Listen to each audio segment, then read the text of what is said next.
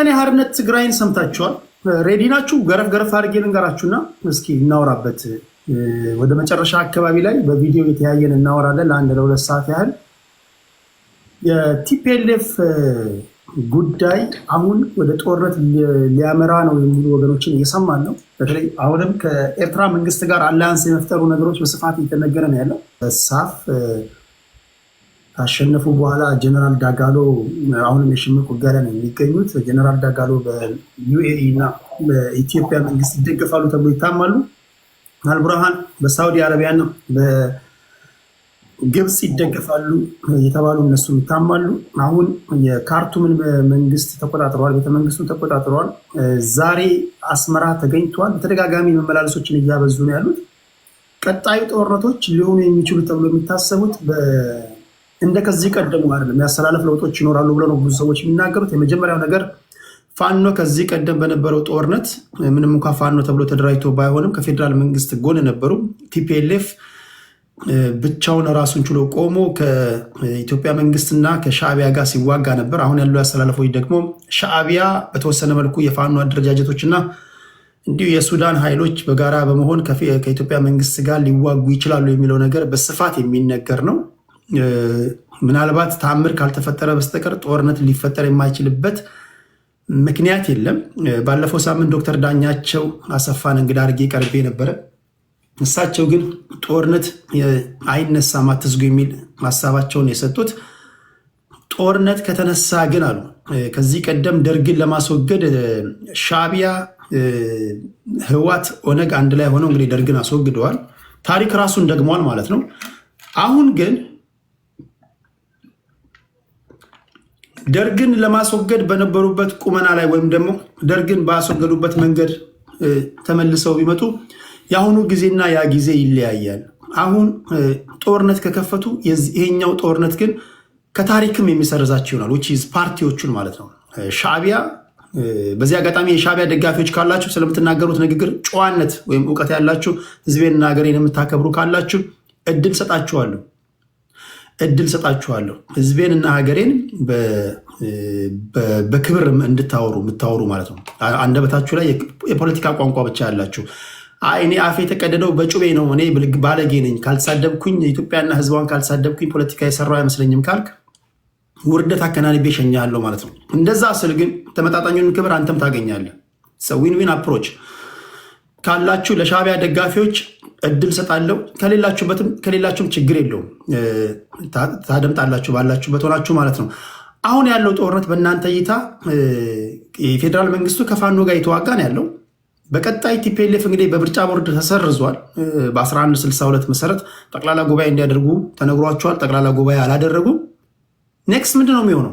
የእናንተ መላምቶች እስቲ ምንድን ነው ሊሆን የሚችለው? ጦርነት ይነሳል ወይስ ምንድን ነው ሊሆን የሚችለው?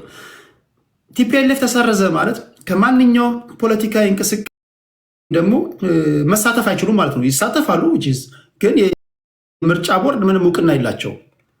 ምርጫ መወዳደር አይችሉም። እነ ጌታቸው ረዳ የነፃነት ፓርቲ ወይም ደግሞ ሊበራል አይዲዮሎጂ የሚያቀረቅን ፓርቲ ሊመሰርቱ እንደሆነ ሰምቻለሁ።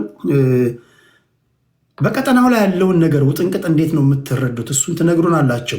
የዶክተሮችን ማመፅ ከነገ ጀምሮ በስፋት እንደሚቀጥል ሰምቻለሁ። የተወሰኑ የሕክምና ባለሙያዎች ዶክተሮች ሳይሆን የሕክምና ሰዎች በሚለው ይስተካከል፣ የመንግስት ሰዎች አናግሯቸዋል። ነገር ግን ይሄ መንግስት እንደሰማችሁት አጥጋቢ ምላሽ እንዳልሰጣቸው ነው የሰማነው።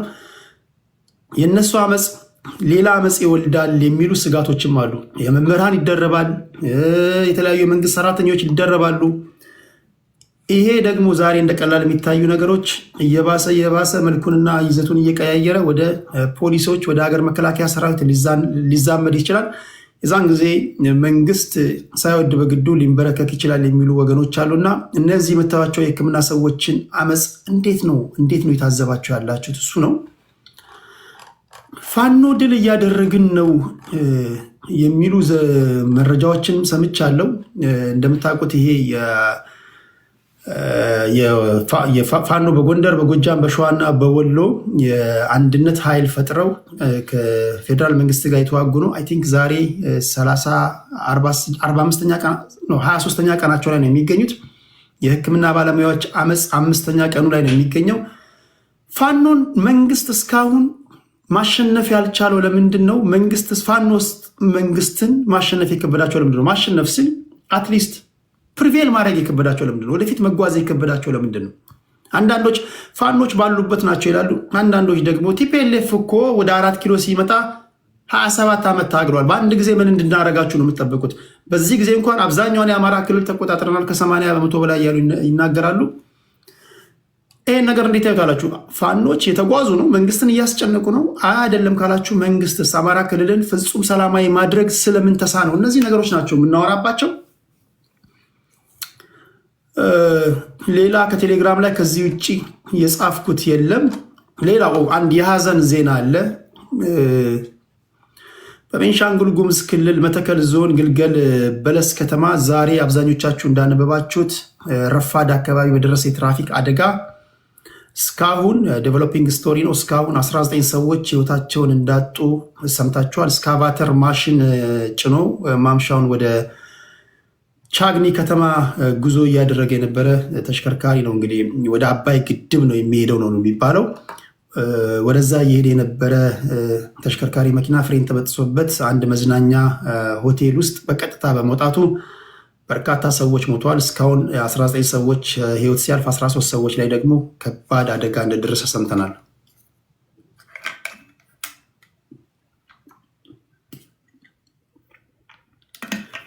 በአደጋው 30 ሰዎች ሞተዋል የተባለ የሚሰራጨው መረጃ ትክክል እንዳልሆነ ፖሊስ ወይም ደግሞ የአካባቢው ባለስልጣናት ተናግረዋል።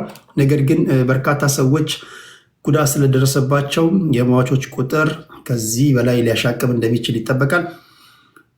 ለመላ ኢትዮጵያውያን በተለይም ደግሞ ለሟች ቤተሰቦች፣ ለወዳጅ ዘመድ ጓደኞቻቸው በሙሉ እግዚአብሔር መጽናናትን ይስጣቸው። ይህን ነው የምለው። ባነሷቸው ጉዳዮች ላይ የእናንተን ሀሳብ ልስማ።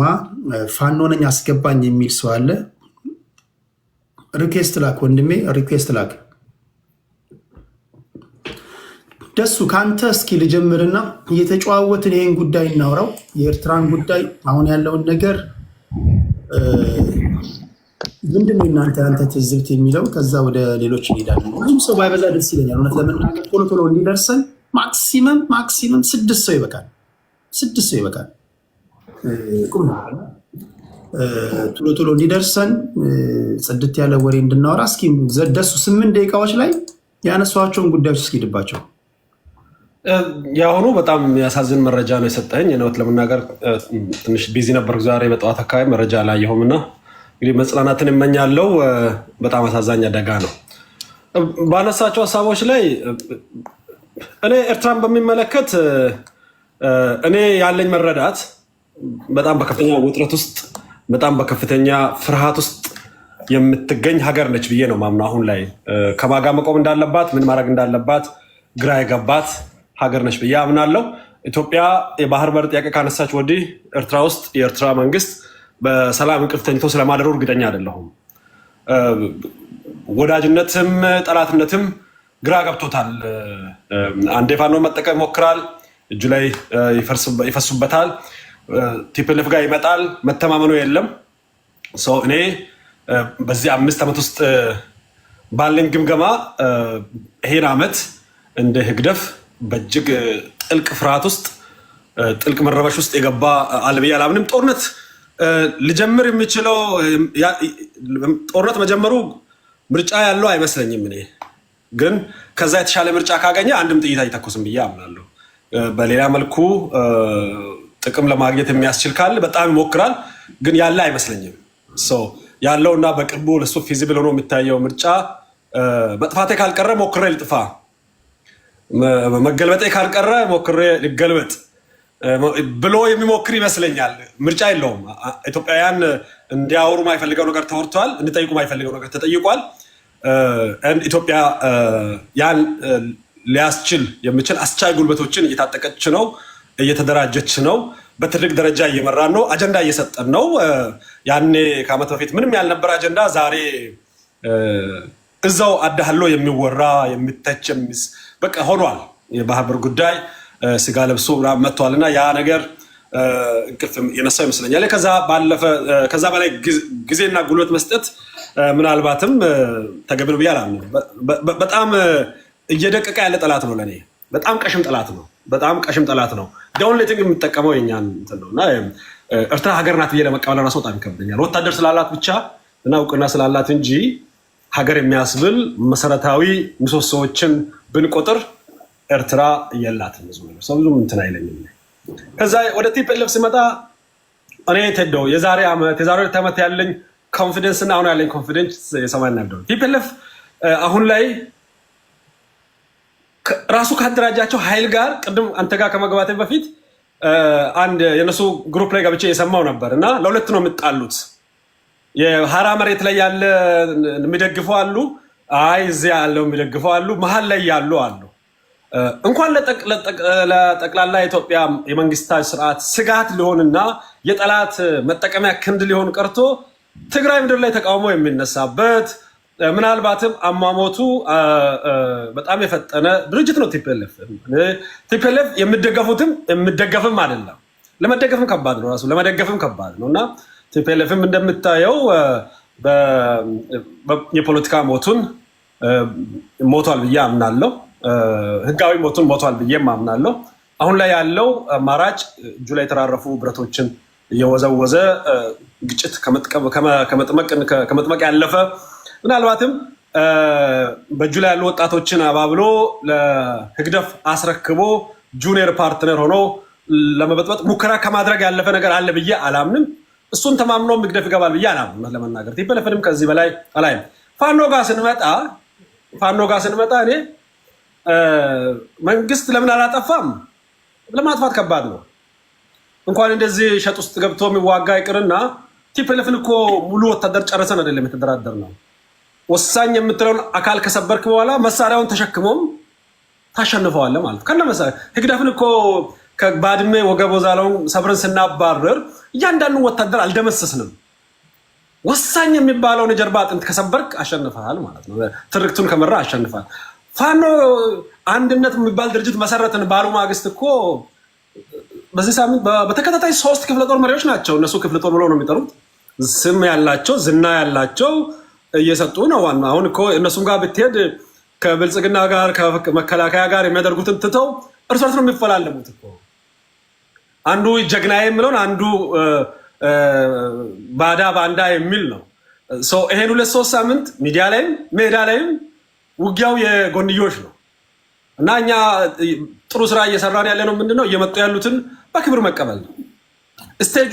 ፋኖ እንደውም ከሌሎቹ የሚበልጠው ሁሌም ይገርመኛል። ፋኖ በጣም ይሄ ምንድነው የምታውቀው ነገር አለ። በሳምንት ውስጥ አድጎ ፍሬ አፍርቶ ወደ የሚጠወልግ አይነት ነገር።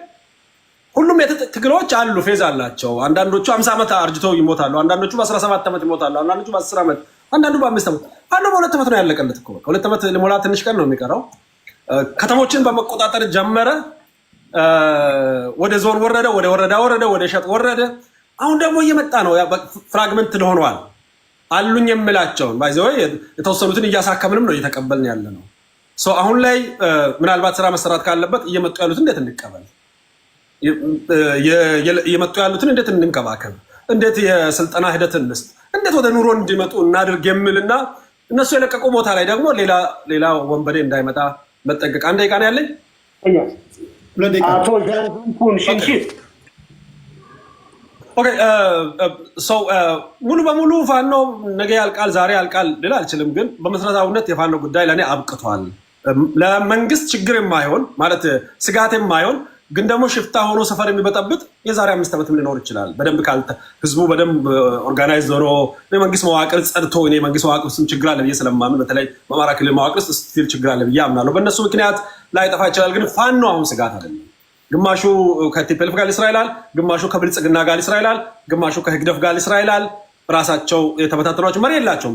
ሴንትራል መሪ ፊገር የሆነ የፖለቲካ ምን የሚሊተሪ መሪ እስከሌለ ድረስ እንኳን የትጥቅ ትግል ኖርማል የፖለቲካ ትግልም ፍሬያማ አይሆንም። አንተን ታውቀዋለህ። ፋኖ የማሸነፍ እድል የለውም። ምናልባት የወታደሮች ምንድነው የሐኪሞች ጥያቄ ላይ ማለት ካለብኝ እኔ የሐኪሞቹ ጥያቄ ለጅነስ ጥያቄ ነው ብዬ አምናለሁ። ይህን ትክክለኛ ጥያቄ ነው። ችግር ውስጥ ናቸው። እነሱ ብቻ አይደሉም። ሁሉም ኢትዮጵያ ውስጥ የኑሮ ውድነቱ ለብዙ ዘመናት የቆየ ነው፣ እየጨመረ የመጣ ነው። መፈታት አለበት ያምናለሁ። በሰላማዊ ሰልፍ ወይ ደግሞ ስራ በማቆም ግን ይፈታል የሚል እምነት የለኝም። በሚባለውም ደረጃ ስራ ቆሟል ብዬ አላምንም። አሰራር አለ፣ ስርዓት አለ፣ መዋቅር አለ። በዛ መልኩ ማቅረብ ችግሮችን መፍታት ነው። የመንግስትም አካል እነዚህ ላይ ጥያቄዎች ላይ የሚወስደው እርምጃ ኃይል የተቀላቀለበት መሆን የለበትም። ጫና የሚፈጥር እስርና እንግልት የሚያደርግ መሆን የለበትም ብዬ አምናለሁ።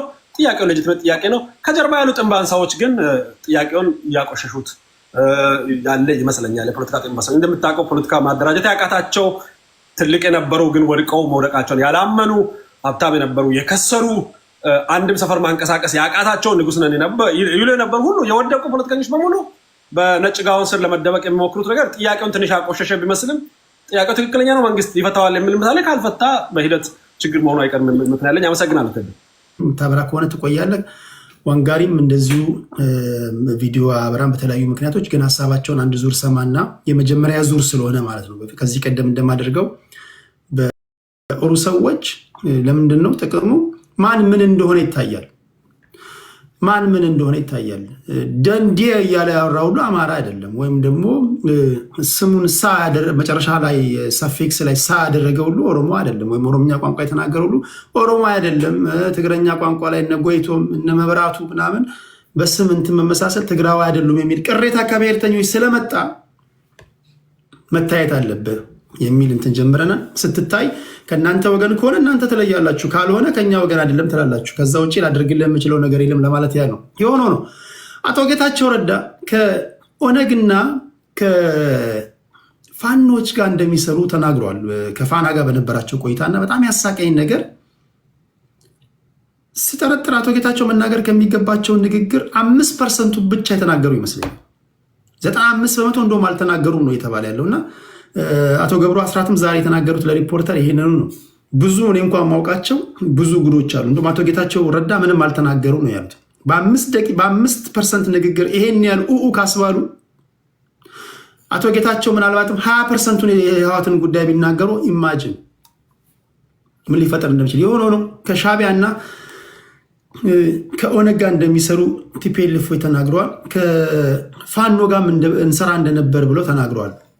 ከፋኖ ጋርና ከኦነጎች ጋር እንሰራለን ያሉበት መንገድ ግን ያስቃል። በደንብ ለሰማችሁ ሰዎች ከዳሚዎቻችን ናቸው ይላሉ። ከዳሚ ምን ማለት ነው?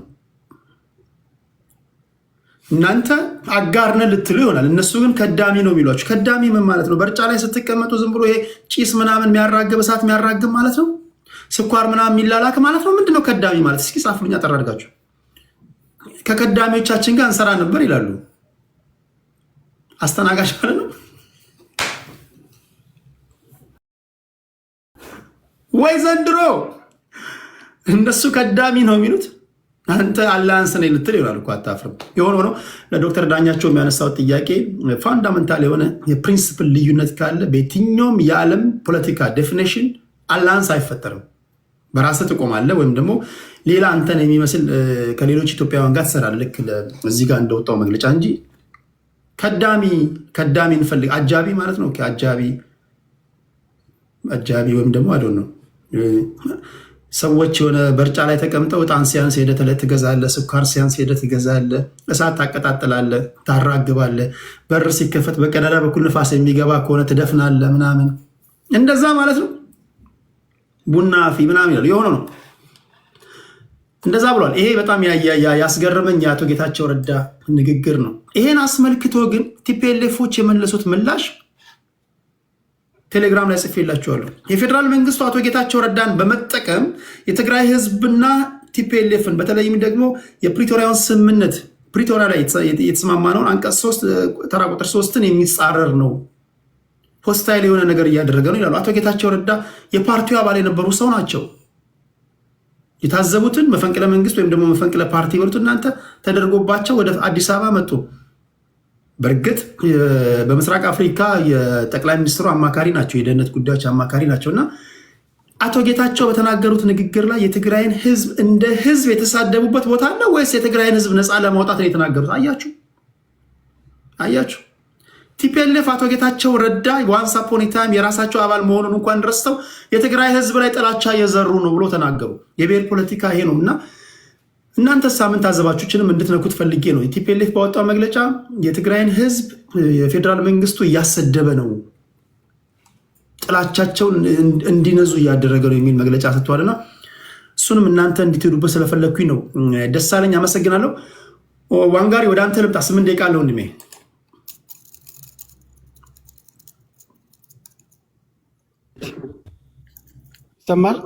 ይሰማል። ኦኬ ቴንክ ዩ። በቅድሚያ ያው እኔም ለደረሰው አደጋ በጣም ያሳዝናል። ቴዲ ግን ያው አንድ ልብ ያላልነው ነገር ዝም ብለህ አስበው ከሆነ ኢትዮጵያ ውስጥ በመኪና አደጋ እያለቀ ያለው ቁጥር ህዝብ በጣም እየበዛ ነው። በጣም በየሳምንቱ በደቡብም በምስራቁም በሰሜኑም የመኪና አደጋ የማንሰማበት ጊዜ የለም። በጣም የመኪና አደጋ እና በጣም ብዙ አምራች ኃይል እየጨረሰ ብዙ ለዚች ሀገር ብዙ ችግር ሊፈታ የሚችል እየጨረሰ ብዙም የኢኮኖሚ አደጋ እያመጣብን ያለውና እንግዲህ እንዴት እንደሚስተካከል አላቅም። ግን ዝም ያለ ያልተነገረለት በየቀኑ ሰው የሚገል በርካታ አምራች ኃይል የሚጨርስ አደጋ ነው እየሆነ ያለው። በለስ ላይ የሚያልካውን ቅድም አደጋ በጣም ዘግናኝ ነው። እንግዲህ እግዚአብሔር መጽናናቱን ይስጥ ለቤተሰብ ላለውንም በዚሁ አጋጣሚ ያነሳውን አጀንዳ በሚመለከት አይ ቲንክ ያው ቴዲ አንባቢ ነው መቼም እንትና ወልደ ሰማያት ገብረወልድ ደጃዝማች ወልደ ሰማያት ገብረወልድ የሚባሉ ህይወት የሚባል መጽሐፍ ጽፈዋልና የወላይታ ሶዶ ከተማ አቅኒ የነበሩ ከንቲባ የነበሩ በጣም በዛ ዘመን ያሉ ኢትዮጵያውያን በ60ዎቹ ያሉትን ምሁራኖች የሚተቹበት ትችት አለ። እነዚህ ሰዎች አገር ለመበተን ነው እንደተምረው የመጡት ይላሉ። ባይዘው በዚህ አጋጣሚ ፕሮፌሰር መስፍን ወልደማርያምንም ኃይለኛ ትችት አቅርበውበታል። የግንቢ አውራጃ አስተዳዳሪ ሆኖ ተመድበው አልሰራም ብለው በመተቸት ብቻ መንግስትን በመተቸት ብቻ ተምረው የመጡ ናቸው።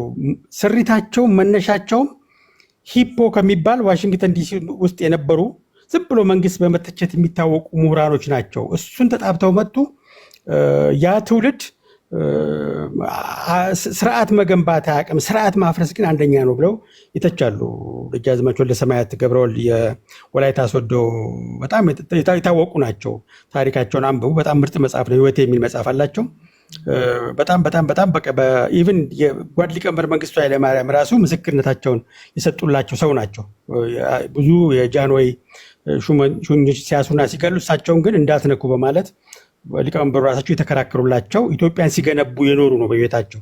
በመጨረሻ ላይ የወለጋ ጠቅላይ አስተዳዳሪ ነበሩና ያንን ትውልድ ሲተቹት አሁን ከሻቢያ ቅድም ደሱ ሲያወራ ቅድም ያ የሻቢያ የኢሳያስ ጄኔሬሽንስ ምንድን ነው የሚያስበው? ጎረቤቱን ወዳጅ አድርጎ ኮኦፕሬት አድርጎ አጋዥ አድርጎ አብሮ መልማት ነው የሚፈልገው ወይስ ጎረቤቱን አንበርክኮ በሱ ቁጥጥር ውስጥ አድርጎ የሱን ቤት እያቦካ የሚጋግርለት ቤት ነው የሚፈልገው? ያ ጄኔሬሽንስ ምን ነበር ሲያስብ የነበረው? ያ ጄኔሬሽንስ ህወሓት ውስጥ አለ። ያ ጄኔሬሽንስ የኢትዮጵያ ፖለቲካውን የበጠበጡት በለውጥ ስም ደም የሚገብሩ በለውጥ ስም ከቀድሞ የተሻለ እናመጣለን ብለው ግን ዘወር ሲያመጡ የቆዩ መጥፎ የፖለቲካ ካልቸር የተከሉ ናቸው። እና እንግዲህ የሻቢያ ጉዳይ በእርግጥ በኢትዮጵያና በኤርትራ መካከል የተመሰረተው ላለፉት 30 ዓመታት የነበረው ዲፕሎማቲክ ሪሌሽንሽፕ ኢንስቲቱሽናል አልነበረም፣ ያው ግለሰባዊ ነበረ። በሁለቱ መሪዎች መካከል ፍቅር በነበረ ጊዜ ቦርደር አልነበረንም፣ እንደፈለግን ሲሉ ነበረ። በሁለቱ ግለሰቦች መካከል ጸብ ሲነሳ ደግሞ ወደ ጦርነት አገረሸ፣ በርካታ ዜጎችን ገደለ። ያ ዲፕሎማቲክ ሪሌሽንስ ኢንስቲቱሽናል ሆኖ በሁለቱ ሀገራቶች መካከል የጎረቤቴ ሰላም የኔም ሰላም ነው፣ የጎረቤቴ ልማት የኔም ልማት ነው በሚል በትብብር ፖለቲካ ላይ የተመሰረተ ፖለቲካ አራምዶ የማያውቅም ኢሳያስ። ስለዚህ አሁን እኛ የባህር በር ያስፈልገናል። ቱ ቢ ኦነስት እንኳን የባህር በር ያጣንበት መንገድ ኤርትራ ለነፃነታቸው ታግለው ነፃ ማውጣታቸው እንደጠበቀ ሆነው አገር የተባሉበት ሂደት ኮምፕሊትሊ ኢንተርናሽናል ሎውን የተጣረረ ነበረ፣ ወይም ደግሞ ፕሮፐር የሆነ የአገር እውቅና አልነበር የሚያገኝ። ያ እንደተጠበቀ ሆኖ ግን በተለይ ኢትዮጵያ ከወደብ ከኮስታል ስቴት ነበረች ወደ ላንድ ሎክድ ስቴት ስትቀየር ከጀርባ ያለውን ኢቭል ነገር ሲጫወት ስለነበረ ኢትዮጵያ የወደብ ጥያቄ ስታነሳ ሶማሌላንድ ላይ ስታነሳ እኮ ኤርትራ ተንቀጭቅዣለች እኮ ከግብፅ ጋር ከሶማሌ ጋር ያላገባችሁ ገብታ። አሁን ይሄ ያ ጀኔሬሽን እዛ ሂፖስ የሚሏቸው የዛ የዋሽንግተኖቹ ምሁር ተብዬዎች ግን እንደው ዝም ብሎ መተቸት የሚያውቁ አንድን ጊዜ ኮንስትራክቲቭ አይዲያ የማያቀርቡ ወንበር ላይ ሲወጡ ደግሞ ከሁሉም ጋር የሚናከሱ ናቸው ብሎ ነው የሚያስቀምጡት። እና ደጃዝማች እኔም አሁን ኢሳያስን ኢትዮጵያ ወደብ ጥያቄ ማንሳትን ወደ ጦርነት አይቀይሩም የሚል እምነት የለኝም። ቱ ቢ ኦነስት በወደቡ እሷም ተጠቅማ ኢትዮጵያም ተጠቅማ አብሮ መልማት ምን ያክል ጥቅም እንደሚሰጥ አተውት አይመስለኝም። ሁል ጊዜ ያው እንግዲህ የአፍሪካ ሊደሮች አንድ ወንበሯን ከያዙ በኋላ በተለይ ደግሞ ሊበሬተርስ ዲክታተርስ ሲሆኑ የዲሞክራሲ ዘር በፍጹም በሀገራቸው እንዳይበቅል ከሚያደርግ አብዛኛው የአፍሪካን ነፃ ያወጡ ሊበሬተሮችን ተሞክሮ መመልከት እንችላለን። ሁል ጊዜ ከጦር ሜዳ የነበረውን ባህል ይዘው ስለሚመጡ ገቨርነንስ ውስጥ የሚያስገቡት በጦርነት ውስጥ የነበራቸውን ባህል ስለሆነ ለዲሞክራሲ እርሾ የሚሆኑ ነገሮችን በማስቀመጥ ረገድ በጣም ሚናቸው በጣም ዝቅተኛ እንደሆነ ዋይ ዲሞክራሲ ፌልስ ኢን አፍሪካ በማለት በርካታ ጥናቶች አሉ። ሪፈር ልታደርጓቸው ትችላላችሁ በርካታ። ስለዚህ በኤርትራም ዲሞክራሲ የጠፋው ሩል ኦፍ ሎ የጠፋው ኢኳሊቲ ቢፎር ዘሎ የጠፋው ሊበሬተርስ ስለሆነ ነው። በሊበሬተርነቱ ህዝቡ የሚሰጠው ፕሪቪሌጅ ነበረ። የኔ ነፃ አውጪ የኔ አባት ብሎ ይሰጠዋል። ከዛ በኋላ ወንበሩ ላይ በቆየ ቁጥር ደግሞ ፕሪስቲጅ ይቆያል። ከሱ ውጭ ለዛ ሀገር ወንበር የሚገባው ሰው ያልተጻፈ ህግ አለ፣ አንሪትን ኮንስቲቱሽን አለ። ከሱ ውጭ ሌላ ሰው ያቺ ወንበር መመኘት የለበት። ይሄ ቶታሊ እንደ አፍሪካ ሊበሬተሮች የአፍሪካን ዲሞክራሲ የገደሉበት ሁኔታ ነውና አንዱ ኤርትራ ይሄ ነውና ወደ ጦርነት ቢመኙ አይገርመኝም ለማለት ያክል ነው። በተቻለን መጠን እኛም እንደ ኢትዮጵያዊ ፐብሊክ ዲፕሎማሲ ስንሰራ ጦርነትን ማወጅ የለብንም። በተቻለን መጠን አብሮ መልማትን አብሮ ማደግን የነሱ ልማት የኛ ልማት ነው፣ የኛ ሰላም የነሱ ሰላም ነው። አንዳችን ለአንዳችን የምናስፈልግ አንዳችን ከአንዳችን የምንበልጥ ሳይሆን አንዳችን ለአንዳችን የምናስፈልግ እንደ ቁጥራችን ሳይሆን እንደ ጉርብትናችን አብሮ ማደግ ነው ህልውናችንና በሁላችንም ጥሪ ስናደርግ እኛ ጦርነት አንፈልግም፣ ልማት ነው የምንፈልገው የሚለውን ጥሪ ማስተላለፍ ነው። እኔም በዚህ አጋጣሚ ማስተላለፍ ፈልገው እድሉን ስለሰጠኝ በጣም አመሰግናለሁ። ቴዲ ክብረት ስትልኝ አመሰግናለሁ።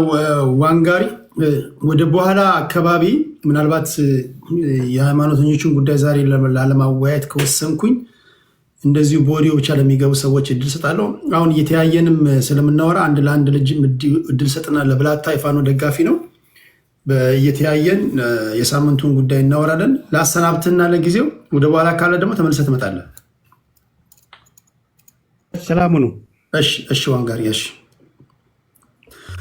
የአንድ የሻዕቢያ ደጋፊ በቪዲዮ ከፍተህ የምታወራ ወይ የምታወሪ ሌላ የፋኖ ደጋፊ ብላታ ቪዲዮ ማብራት የምትችለው ወይስ በኦዲዮ ነው? ዛሬው በቪዲዮ ሆነልኝ ቴዲ። ኦኬ አንድ ዙር ታወራለህ፣ ችግር የለውም። ሌሎቹን እንደዚሁ በቪዲዮ አብርተው የሚያወሩ ስለሆነ እነሱን አቆይና ያንተን ሀሳብ ከፋኖ ጋር በተያያዘ ሰማና እንዲሁ አንድ የቲፒኤልኤፍ ደጋፊ በአብዛኞቻችሁ በሀሳብ የተወሰነ ልዩነቶችን እንዳሉ እያየሁኝ ነው። ግማሾቻችሁ በምንም ተአምር ከሻዕቢያ ጋር መስራት ሞት ነው የምትሏላችሁ፣ ግማሾቻችሁ ደግሞ ከሻዕቢያ ጋር በማንኛውም ሁኔታ የፌዴራል መንግስቱ እስከሰራ ድረስ ለምን እኛ አንሰራም ትላላችሁ። ሁለታችሁም የምታስቀምጡት መንገድ ለእኔ ሜክ ሴንስ ያደርጋል፣ ግን አይ ዶንት ኖ የተሻለውን መርጣችሁ የመውሰድ መብታችሁ የተጠበቀ ነው። ካላችሁ የቲፒኤልኤፍ ደጋፊዎች እድል ሰጣችኋለሁ፣ ግን በቪዲዮ የምናወራበት ሰዓት ስለሚሆን ማለት ነው። ብላታ ወደ አንተ ልምጣ። 8 ደቂቃ አለ ወንድሜ። እሺ ታንኪዩ ቴዲ ስላስገባኝ አመሰግናለሁ። እንግዲህ የፋኖ ደጋፊ ነኝ። በመሰረታዊነት ቴዲ ከህዝብ በፊት የአማራ ህዝብ የራሱ የሚለው ድርጅት አልነበረውም። በሲቪል አደረጃጀትም በሚሊተሪ አደረጃጀትም የራሱ ድርጅት አልነበረውም። እንደ ህዝብም አዲስ ብሔርተኞች ነን። በመካከል የአደረጃጀት ልዩነቶች፣ ክፍተቶች ቢፈጠሩ ከዚህ የመነጨ ነው። ሌሎች ምናልባትም ለበርካታ ዓመታት የሰሩት ብሔርተኝነት አለ። እኛ እዛ ውስጥ አልነበርንም። አሁን መከራና የማንፈልጋቸው ነገሮች ሲደርሱብን ነው ወደዚህ ማዕዘን የገባ ነው። ስለዚህ እንደ ህዝብ ተደራጅተን እንደ ህዝብ ቆመን መታገል ስለሚጠይቅ ነው ጊዜው። ስለዚህ በዚህ አዲስ ሁኔታ ላይ የአደረጃጀት ክፍተቶች፣ የእርስ በርስ ሽሚያዎች ሊኖሩ ቢችሉ የሚጠበቅ ነው። እድገት ደረጃው ነው ማለት ነው እና ካነሳቸው ነጥቦች አንጻር ስናነሳ ስፔሻሊ ከፋኖ አንድነት ጋር የተያያዘ የአማራ ህዝብ አሁን ላይ የኔ የሚለው መከታ ኃይል አለ። ብዙ ወገኖች የሚያነሱት ምንድነው የአደረጃጀት አንድነት የላችሁም ይላሉ። ነገር ግን የተፋጠነ የአደረጃጀት የአማራ ህዝብ እንዴት እንደጎደው ልምዶ አለን። አፍጥነን በተቻኮለ ሁኔታ መሪ ተመርጦ በአላግባብ የተፋጠነ የመሪ አመራረጥ ምን ያክል በሲቪል አደረጃጀት እንደጎዳን እናውቀዋለን። አሁን ላይም ያሉ የፋኖ አንዳንድ ቦታ ላይ ያሉ አደረጃጀቶች ምን ያክል ፍራስትሬት እያደረጉ እንረዳለን። ይሄም የመነጨው አዲስ አደረጃጀት አዲስ ብሔርተኝነት የሚወልደው የራሱ የእድገት ደረጃ አለው። በዛ የእድገት ደረጃ እያለፈ ያለ ትግል ነው። ስለዚህ በዚህ በመዘኛ ሲመዘን ትክክለኛ ቁመና ላይ ያለ ትግል ስለሆነ ምንም የሚያሰጋ ነገር የለውም። ስለዚህ ይሄ የሚጠበቅ ነው። የሚያቻኩል ነገር ምናልባትም ሌሎች ወይም የብልጽግና አካላት እንደሚሉት አይደለም። ቶሎ የሚያቻኩል ነገር መርጠን አላስፈላጊ ሰው ቦታው ላይ አድርገን ትግሉን ለሌላ አካል አሳልፎ መስጠትም ስለሚያጋጥም ምንም የሚያስቸኩል ነገር የለም። ትልቁ ነገር ምድር ላይ በሚፈለገው ልክ እየሄደ ነው። የአማራ ህዝብ የአማራ ፋኖ እየታገለ ያለው አሁን እስካሁን ገና ከራሱ ወገኖች ጋር ከአድማ ብተራ ከሚኒሻ ራሱ ከብልጽግና የክልሉ አደረጃጀት ጋር ነው እየታገለ ያለው። ይሄን ከጨረሰ ሌላ ወዳው ገብስ ነው። ምክንያቱም የሀገሪቱ መከላከያ ኃይል ያለበትን ቁመና ማንም ያውቃል። የህፃናት መዋለ ህፃናት ነው የሚመስለው በብዛት። ስለዚህ ይሄኛው የመከላከያ ቁመና ያን ያክል እዚህ ግባ የሚባል አይደለም እና የራሱን የቤት ስራ በአግባቡ እየሰራ ያለ አደረጃጀቱን እያሰፋ ያለ እያጠናከረ ያለ በኮማንዶ ደረጃ እያሰለጠነ ያለ ኃይል ነው። ውጤቱ በቅርብ ጊዜያት የሚታይ ይሆናል። የአደረጃጀት ስራዎች ካለው ከቲፒኤልኤፍ ጋር በተያያዘ እንግዲህ ቴዳ የአማራ ህዝብ ከሱዳን ጋር ከኤርትራ ጋር ከቲፒኤልኤፍ ጋር ከብልጽግና ጋር ከኦነግ ጋር እንዲዋጋ የሚፈልግ አካላት አሉ። በተመሳሳይ ሰዓት ጠላት አናበዛም እኛ። ነገር ግን ማንም ጋር ግን አንደገፍም። አሁን የአማራ ህዝብ የኔ የሚለው ተቋም አለው፣ የኔ የሚለው ኃይል አለው። ስለዚህ ከማንም የምንደገፈው ኃይል የለም። በትብብር የምንሰራባቸው በፕሪንሲፕል ደረጃ የምናምንባቸው ካሉ ግን እንሰራለን። ምክንያቱም የምንገጥመው አካል መንግስት ነው። ማንም ሰው መዘንጋት የሌለበት ከሀገሪቱ መንግስት ጋር እየታገለ ያለ ኃይል ነው እንጂ ከሆነ አካል ጋር የሀገሪቱ መንግስት የዲፕሎማሲ ኃይል አለው፣ የገንዘብ ኃይል አለው፣ የሚሊተሪ በፈለገው ሰዓት ከፈለገው ሚሊተሪ መግዛት ይችላል። ከዚህ ኃይል ጋር እየታገልህ መሽኮርመም እንጂ ይሉኝታ የሚባሉ ነገሮች አያስፈልጉም። ስለዚህ በዚህ አግባብ የሚታዩ አሰራርነቶች አሉ። ጌታቸው ረዳ የሰጡት ሀሳብ አሉ። ነገር ግን አሁን ላይ ጌታቸው ረዳ የሚናገረው ሀሳብ ኢዚ ኮልስቱ አብይ አህመድ ሀሳብ ነው። ሚኒስቴር ነው፣ የሀገሪቱ ሚኒስቴር ሆኖ የካቢኔ አባል ነው ማለት ነው። ስለዚህ ጌታቸው ረዳ የሚናገረው እና አብይ አህመድ አሁን የሚናገሩ ተመሳሳይነት ያለው ሀሳብ ነው። ስለዚህ ኤክስፔክተር ነው ማለት ነው። በዛ አግባብ ነው የሚታየው። ሌላ የሀገሪቱ መንግስት ወይም ደግሞ የኢትዮጵያ መንግስት ይሄን ጦርነት እንዴት ነው እየተቋቋመው ያለ ተብሎ ኦዲት መደረግ ቢችል ኢኮኖሚውን አስቡት። በእያንዳንዱ መስሪያ ቤት በ200 በ300% ዋጋ ጨምሯል። በእያንዳንዱ በትምህርት ዘርፍ ሳይቀር በጤናው ዘርፍ ሳይቀር በቢሮ ደረጃ ሳይቀር በበርካታ የራሱን አገልግሎት ሰጪ ተቋማት ሳይቀር በህዝቡ ዘንድ ነው ወደውን እየጣለው ያለ። ይሄ ማለት ምን ማለት ነው? ይህን ጦርነት ማስቀጠል አስቸግሮታል ማለት ነው። የኢኮኖሚ ችግር ገጥሞታል፣ የሚሊተሪ ብቻ አይደለም ማለት። ስለዚህ እንደሚባለው አይደለም። እውነታውን አገሪቱ ላይ ምን እየተፈጠረ እንዳለ ማህበራዊ ምስቅልቅሉን የምንረዳው ይመስለኛል። ምን ይሉናል አንዳንድ ጊዜ ፋኖ የሀገሪቱ ስጋት አይደለም ይላሉ። የሀገሪቱ ስጋት የመሆን እቅድም የለንም። የመንግስት ስጋት የመሆን እቅድ ነው ያለን። የሀገሪቱ ስጋት የሚሆን ኃይል አንገነባም፣ ልንገነባም አንችልም። ፋኖ ስጋት አይደለም ይሉህና አዲስ አበባ ላይ ደግሞ ፋኖ ቀለምህ ፋኖን ይመስላል ተብለህ ትገባለህ።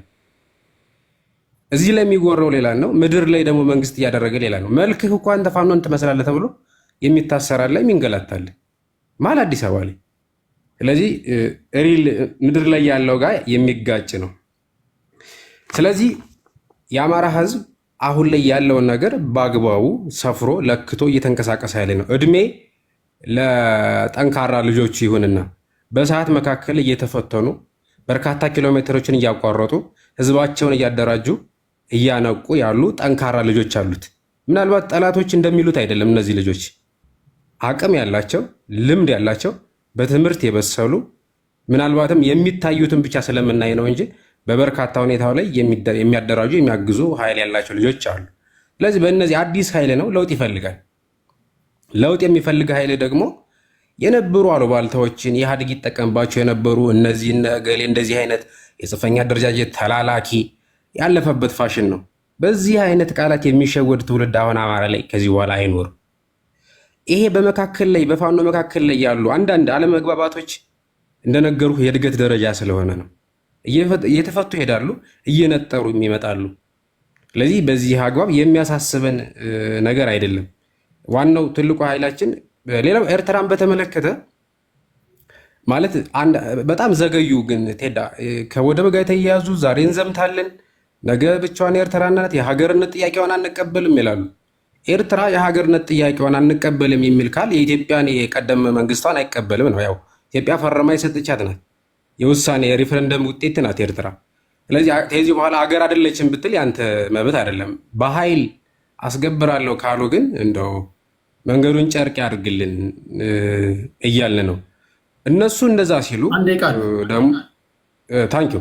ስለዚህ የኤርትራን የሀገርነት ጥያቄ የሚያስነሳ አካል መሄድ ይችላል። ምንም እኮ ሌላ እንትን አያስፈልግም እኮ። የአማራ ህዝብ አሁን ላይ ማንም ላይ ጥገኛ መሆን አይችልም፣ አይፈልግምም። ለምን? የራሱ የሆነ አስተማማኝ ኃይል አለው። የራሱ ኃይል አለው። በፊት የኛ ኃይል በሲቪልም በሚሊተሪም ኃይል አልነበረንም። አሁን ላይ መልካም ይግባ ምስጋና ለልጆቻችን ይሆንና ለወንድሞቻችንና እንደ ህዝብ ኃይል ብለን የምንጠራው ኃይል ስላለን በሀገሪቱ ፖለቲካ ውስጥ በምስራቅ አፍሪካ ጂኦፖለቲካ ውስጥ ተዋናይ መሆን እንችላለን እንደ ህዝብ ላለው አመሰግናለሁ። ቴንኪው ከልብ አመሰግናለሁ። እሺ አንተም እንደዚህ ወደ በኋላ ካለ በኦዲዮ በምናወራበት ሰዓት ላይ ትመጣለህ። ስለአሁኑ ግን በጨዋነት ለተሞላበት ትንታኔ ፋኖን ወክለህ ስለተናገርክ በጣም አመሰግናለሁ። ሌላ ጊዜ እንገናኛለን። ቴንኪው። እሺ ወደ ቡኗችን እንሄዳለን። ከታች ያላችሁ ታፕታፕ ታደርጋላችሁ።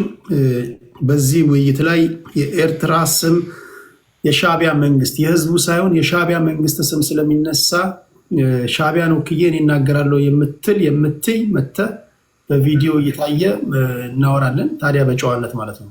በጨዋነት ህዝቤን እና ሀገሬን ባከበረ መንገድ ይሄ እንደሌላው ቤት እንደ ህዝብና ሀገር ላይ አፍን ስትከፍት እንደሚያደምጡ አይደለም።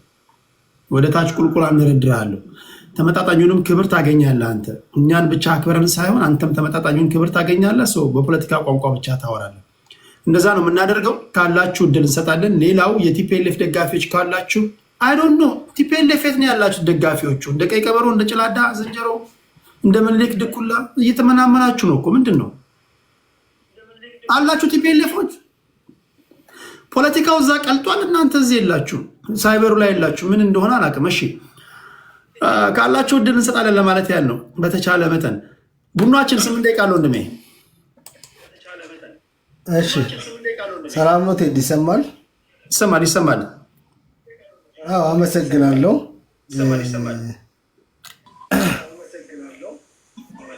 ያው የኛም ስጋት ቅድም ሲያነሱት የነበረው እንዴት ነው ቴዲ ወዴት ነው የምለው ጠዋት ከዮኒ ማኛ ጋር እያወራን ነበርና ምን አድርገህ ሆኖ ልጅ እያልኩት ነበር። እንደው ትንሽ ወደ እምነት ምናምን ነገር ያው ዘልቀህ እዛ እንዳትቀርብን የሚል ነው። ያው ሱሳችን ነው ያንተ ቤት ያልተባለንበት ኢንዱስትሪ ነው። እኛ እዚህ እስከ መቼ ድረስ ነው ስግጥ ብለን እያወያየን ጠብ ለማይል ነገር የምንቆየው? እኔ ማህበረሰብ አናጺ ነኝ ብያቸዋለሁ። እንዴ ባትታነጽ ለምን አትቀርም? ከታች ያለ ቴሪ የምታደርገው እኮ ፖለቲካዊ ውይይት ህዝብ ያነጻል። አትታነጽ። ሌሎቹ እኮ እንደሚያሉ ስንት ሰዎች ወደ ሌላ ዓለም ገብተዋል። ለዛ ነው ወደ ሃይማኖታዊ ጉዳይ ገብቼ በራሴ ለመንቀሳቀስ ፈልጋለሁ። ምን ይመስላል? አይ በጣም ደስ ይላል። የእውነት ያው ጥሩ ነው። አይ እኔ ትንሽ ውዝግብግብ ያደረገኝ ትንሽ ያው ታውቃለህ መቼም ኤኒዌይ ሊቭ ኢት። ሃይማኖቱ ጉዳይ እውነት ለመናገር ለመማር ነው። ሃይማኖቱ ጉዳይ ሁለተኛ ነገር ሰላማዊ ውይይት ምን እንደሆነ ብዙ ጊዜ ፖዝ ላድርግ ደቂቃ ብዙ ጊዜ ሃይማኖት እናወያይ ብለው ሰዎችን ሲያስገቡ ስድድብ ነው እንጂ እውቀት እየሰማን አይደለም። እስልምና እንዴት ነው አስተምሮ፣ ፕሮቴስታንት፣ ኦርቶዶክስ፣ ሐዋርያት አናቅም። እና ሰላማዊ ውይይት በመደመጥ ላይ የተመሰረተ ውይይት እንዴት እንደሆነ ላሳያቸው ብዬ ነው። ምክንያቱም ሰላማዊ ኢንቫይሮመንት ስትፈጥርላቸው ህዝቡ ማን ምን እንደሚል ፍንትው ያለ ነገር እንዲሰማ ከማሰብ ለራሴም ለመማርም ነው። እንደ ማንኛውም ሰው ከሚናገሩት ንግግር ለመማርም ፈልጌ ነው። ልክ በፖለቲካ ያለውን ይህን ወደዛ ላምጣ ብዬ ነው። እሺ ቡናችን ቀጥል። በጣም ጥሩ ነው፣ ደስ የሚል ነው። ያው እነዚህ ትንሽ በሰል ያሉት ሰዎችን በሃይማኖት በደንብ አምጥተህ እንደውም እንትን ብታደርግ አዲስ ሃይማኖት ልትፈጥር ትችላለህ። አዲስ ብሔር እንደፈጠርክ ለማለት ፈልጌ ነው። እና ወደ ያው ከኤሪትሪያ እንጀምርና ኤሪትሪያ ያው ቅድም ወንድማችን እንዳነሳው ኤሪትራ እንደ ሀገር ነች። እንደ ሀገር ያው እውቅና ያላት ሀገር ነች፣ በዓለም አቀፍ ደረጃ የምትታወቅ። ኤሪትሪያ ለምንድን ነው እንደዚህ ቁርሾ ውስጥ የገባንበት ለምለው ጉዳይ መጀመሪያውኑ ከሰላም ነው የሚጀምረው። ከይቅርታው በኋላ የነበረው ቃለ መሃላ ነበረ። ቃለ መሃላው ኢሳያስ አፈወርቂ ቃል የገባው ነበር። ለኢትዮጵያ እንደዚህ ያደርጋለሁ ብሎ ቃል የገባው ነበር ጠቅላይ ሚኒስቴሩ ጋር። እንግዲህ እንደሚታወቀው ያን ቃሉን አጠፈ። ማጠፍ ብቻ አይደለም ባይዞ የሚገርምህ እንደ ኤሪትሪያ ኢትዮጵያ ላይ ሴራ የሰራ የለም። ባይዘወይ ቴዲ የቀይ ባህር የጥበቃ ማህበር ብሎ እኮ የቀይ ባህር ጠባቂዎች ተብሎ እኛ ላይ ሰርክል ሰርቶ ማለት ነው። ጅቡቲ፣ ኬንያ፣ ሱዳን፣ ግብፅ ሆኖ የቀይ ባህር ማህበርንን ብሎ ኢሳያስ አፈወርቂ እስከዛ ደረጃ ነው የሰራ። ባይዘ ጠቅላይ ሚኒስቴሩ እድሜ ለሳቸው ትዕግስት ስላላቸው ነው ይሄንም ማይል ማለት ነው። የሚገርም ይገባኛልን እንኳን በዓለም አቀፍ ደረጃ የደረሰ ነው። የቀይ ባህር ጉዳይ የተለያዩ መንግስታቶች እያየ ነው፣ ሀሳብ እየሰጡ ነው ያሉት። ዲፕሎማቲክ አሊያንሳችን አሁን በጣም ጥሩ ነው። ወደ ውሳኔ ትንሽ የምቀረ አሜሪካን ብቻ ማጠፍ ነው። አሜሪካን ደግሞ ለማጠፍ እንዴት እየተካሄደ እንዳለ በደንብ አድርገህ ታውቃለህ አንተም ማለት ነው።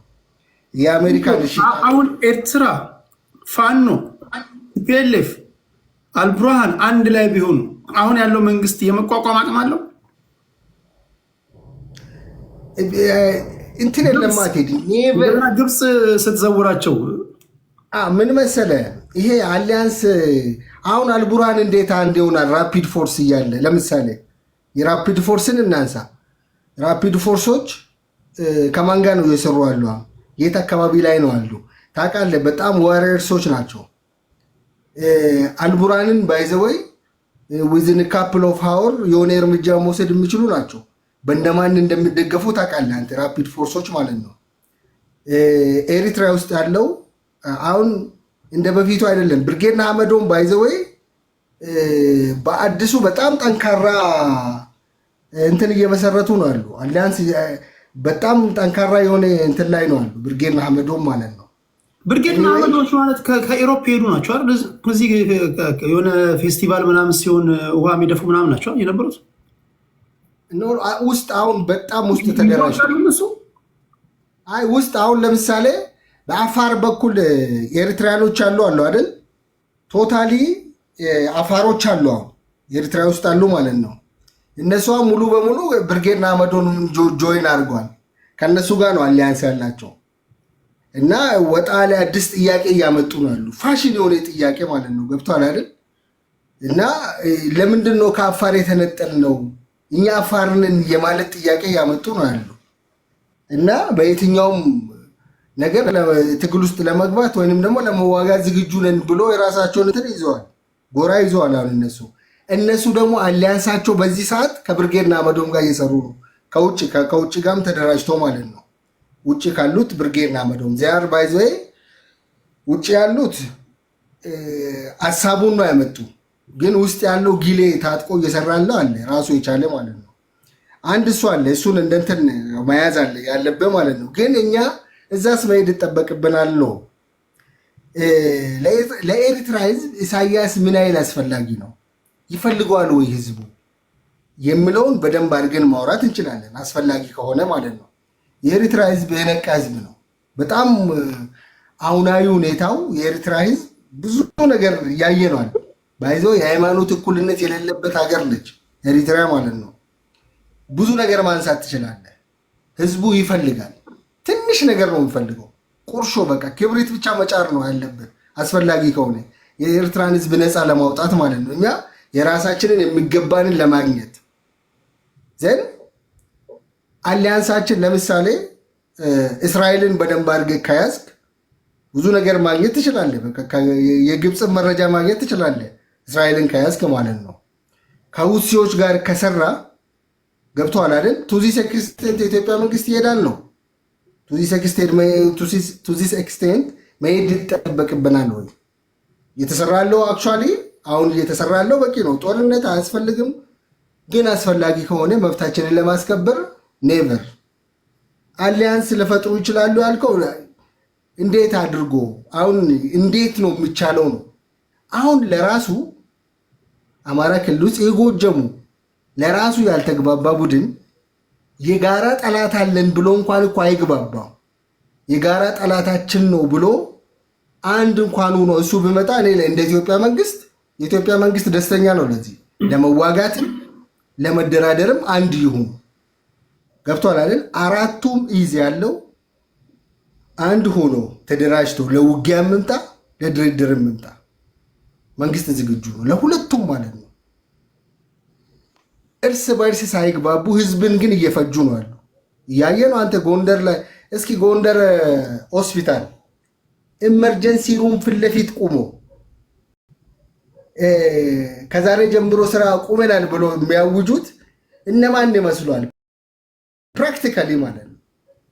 እንግዲህ አንተ እንዳልከው ከሆነ ቦታ ወይንም ከጽዳቶች ጋውን አበድ እንትሎ አድርጎ አምጥቶ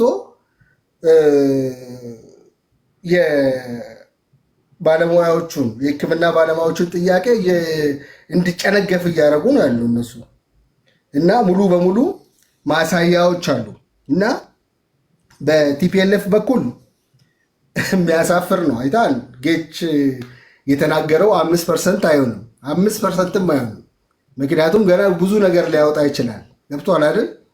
በኢምንት በ10 ደቂቃ ባልሞላች ኢንተርቪው ውስጥ ዝርክርክ አድርጎ ያስቀመጠው ከዚህ በፊት እኛ ስንናገር የነበረው አይደለም እንዴ?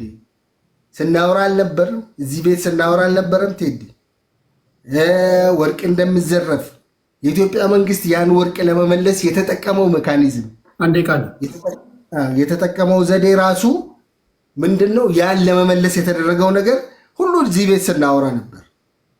ጌታቸው መጥቶ የተናገረው ማለት ነው። ፎር ዲስ ማተር የሚያስፈልገው ምንድን ነው?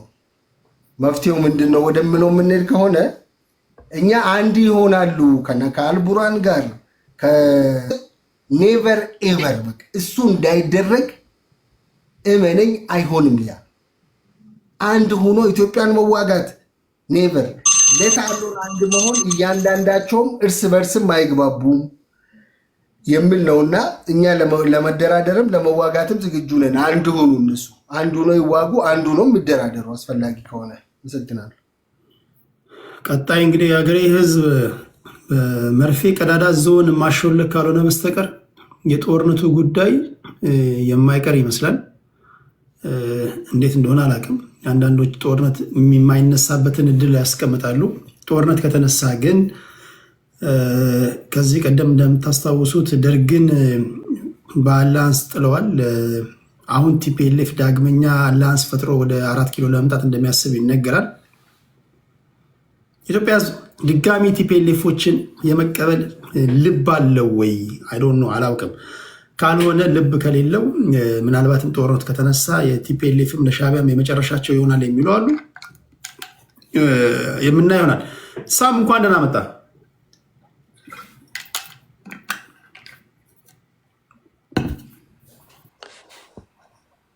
ጤና ይስጥልኝ ቴዲ። እንዴት ነው ወንድሜ?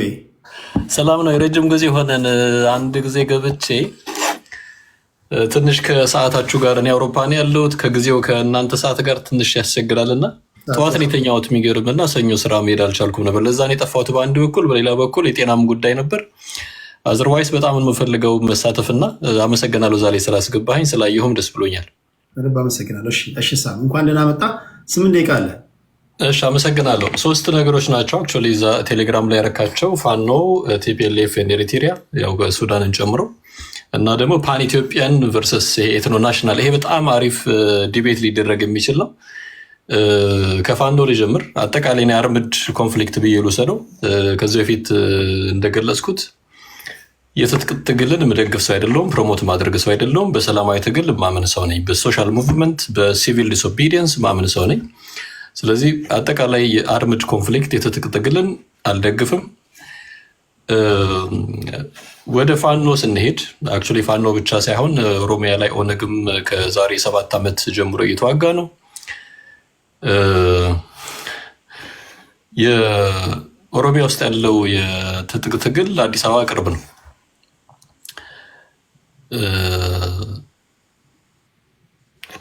ሁለቱን ስታወዳድራቸው የትኛው ነው የተደራጀ የሚለውን የተደራጀ ቡድን የሚለውንም ማየት መገምገም ያስፈልጋል። 7 ዓመት የተዋጉ ነው እነሱ። ፋኖ 2 ዓመት አይ ቲንክ አካባቢ ይመስለኛል በትጥቅ ትግል ተደራጅቶ በዚህኛው ጦርነት መሳተፍ ከጀመረ አክቹዋሊ ከቲፒኤልኤፍ ጋር የነበረው ጦርነት ላይ ያው ግልጽ ነው ከመከላከያ ሰራዊት ጎን ቆሞ ተዋግተዋል። አሁን ግን አይ ቲንክ 2 ዓመት ካልተሳሳትኩ ማክሲመም አምኖት ሹር ብዙ ከተሞችን እየያዝን ነው የሚል ናሬቲቭ አለ። ያው ይሄኛውን ከፕሮፓጋንዳ አልፎ አላየውም። ያስፈልጋል። የጦርነት አንዱ አካል ፕሮፓጋንዳ፣ ይሄ ፊዚካል ጦርነት አንዱ ፊዚካል የምትዋጋው ሲሆን፣ ሌላው ደግሞ ሳይኮሎጂካል ዋርፌር አለ። ጠላትን የምታዳክምበት፣ ደጋፊ የምታበዛበት፣ የምትሰበስብበት ፕሮፓጋንዳ ብዬ ወስደዋለሁ። ከፕሮፓጋንዳ ነው ይመስለኝ እዚህ ቦታ ይህንን ይዘናል እንደዚህ ሆኗል ምናምን የሚለው ከዛ የዘለላ አይመስለኝም። በአጠቃላይ ኢትዮጵያ ውስጥ ያለው የትጥቅ ትግል የሚወክሉትን የታጣቂ ቡድኖቹ አርምድ ግሩፑ የሚወክለውን ወክላሉ የሚለውንና ክሌም የሚያደርገውን ህዝብ ይጠቅማለሁ የሚል ጀነራል ጥያቄ ማንሳት ፈልጋለሁ። አንዳንድ ነገሮች ትሰማለህ። የታጣቂ አመራሮች አዲስ አበባ ላይ ቤት ይገዛሉ፣ ንብረት አላቸው፣ ቀጥታ ደውለው ኮሚኒኬት ያደርጋሉ። የሚገዙት እንዲህ ላይ ያደርጋሉ ሲባል ትሰማለህ። እና ተራ ወታደርስ ያለው የሚለውን ነገር ደግሞ ሌላ በኩል ታያለህ። ሌላው ሉካት ወለጋ 7 ዓመት ጀምሮ ጦርነት የነበረበት ቦታ ነው። ገበሬው ማረስ አይችልም። ወደ ማሳ ሲሄድ ለመንግስት ወታደር ስለላ ልትሰልል መጣህ ይባላል። ከቦታ ቦታ መንቀሳቀስ አይችልም ነው የነበረው። ማረስ አይችልም ነው የነበረው። ከፍተኛ ችግር ነው የነበረው። አይ ቲንክ አማራ ክልል ያለውን ዲቴል ባላቅም ከወለጋ ከነበረ መረጃ የተለየ አይሆንም። እዛ አካባቢ ያሉ ሰዎች ይደግፉታል ወይ ይፈልጉታል ወይ የሚለውን ስታይ አስቸጋሪ ነው ፍራንክሊ ለመናገር። ስለዚህ ስኬትን የሚያሳይ ነገር ምናምን አይደለም፣ የለም፣ ስኬት አይደለም። ፕሮፓጋንዳ ግን አለ። ፕሮፓጋንዳው ይጠቅማል። ወታደሩ እንዳልኩ ስንቅ ማግኘት አለበት፣ ድጋፍ ማግኘት አለበት። ሞቢላይዝ የሚያደርጉበት አንዱ መንገድ ነው አርምድ ግሩፕስ። የትጥቅ ትግል በአጭር ጊዜ ውስጥ ስኬታማ ይሆናል ወይ? ዲቤተብል ነው። ህብረተሰቡን ከጎን የምታቆም ከሆነ ከፍተኛ አቅም ካደራጀህና ኤክስተርናል ደጋፊም ካገኘህ ሊሳካል ይችላል። አዘርዋይስ ኢት ቴክስ ይርስ ኤንድ ይርስ፣ ረጅም ጊዜ ነው የሚፈጀው። ጥሩ ምሳሌ የቲፒኤልኤፍ እና የሻዕቢያ ከረጅም ጊዜ በኋላ የነበረ ጥምረት በኋላ ደርግ መጣል ችሏል። ረጅም ጊዜ የተዋጉት። ስለዚህ በ1 ዓመት በ2 ዓመት ሊያውም በጣም ፍራግመንትድ በሆነ መልኩ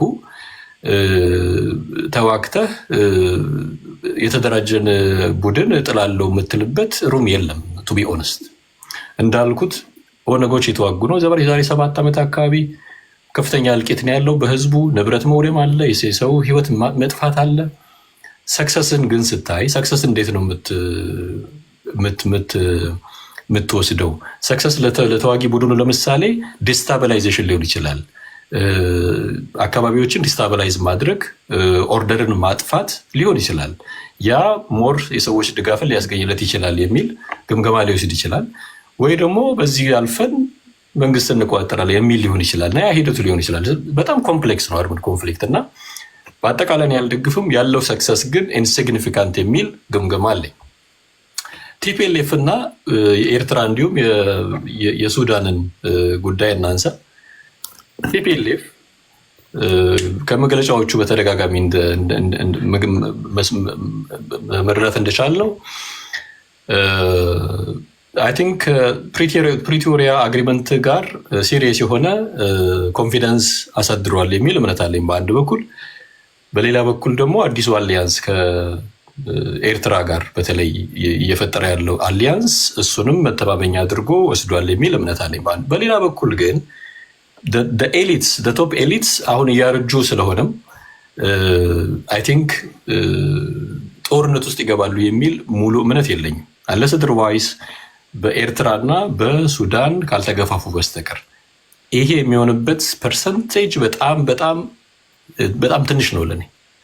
ስለዚህ ቲፒኤልኤፍ አሊያንስ ፈጥሮ ጦርነት ይከፍታል የሚል እምነት የለኝም። የትግራይ ህዝብ እንትን የለውም እምነት የለውም ቲፒኤልኤፍ ላይ። ቱ ቢ ኦነስት የትግራይ ህዝብ ልጁን ያጣ፣ ንብረቱ የወደመበት፣ ሀብቱ የጠፋበት፣ ረጅም ዓመት ወደኋላ የተመለሰበት ጦርነት በቅርብ ያለፈ ነው እና ያን ያህል ኮንፊደንስ ይኖራል የሚል እምነት የለኝም። ከዚህ ጋር በተያያዘ ጌታቸው ረዳ ሲሰጥ የነበረውን መግለጫ እዚህ ጋር ማምጣት ያስፈልጋል እና እኔ ጌታቸውን በጣም መወድ ሰው ነኝ። የምደግፈው ፖለቲከኛ የለም ፎርዛት ማተር ግን እወደዋለሁ። መወድበት ምክንያት ምንድን ነው? ፖለቲካ የገባው የበሰለ ሰው ነው። በኢትዮጵያ ፖለቲካ ቱ ቢ ኦነስት ጎበዝ ነው። ፖለቲከኛ ኦራተር ሊሆን ይችላል ይገባል። አትሊስት ስኪል ኖሮት ሬትሪክ ስኪሉ ከፍ ያለ መሆን አለበት እና ዳት ኢዝ ዋት አይ ሲ ጌታቸው ውስጥ የማየው ይሄንን ነው። ወጣት ነው፣ ተራማጅ የሆነ ሀሳብን የሚቀበል ሰው ነው። እውነት ለመናገር የበሰለም ነው።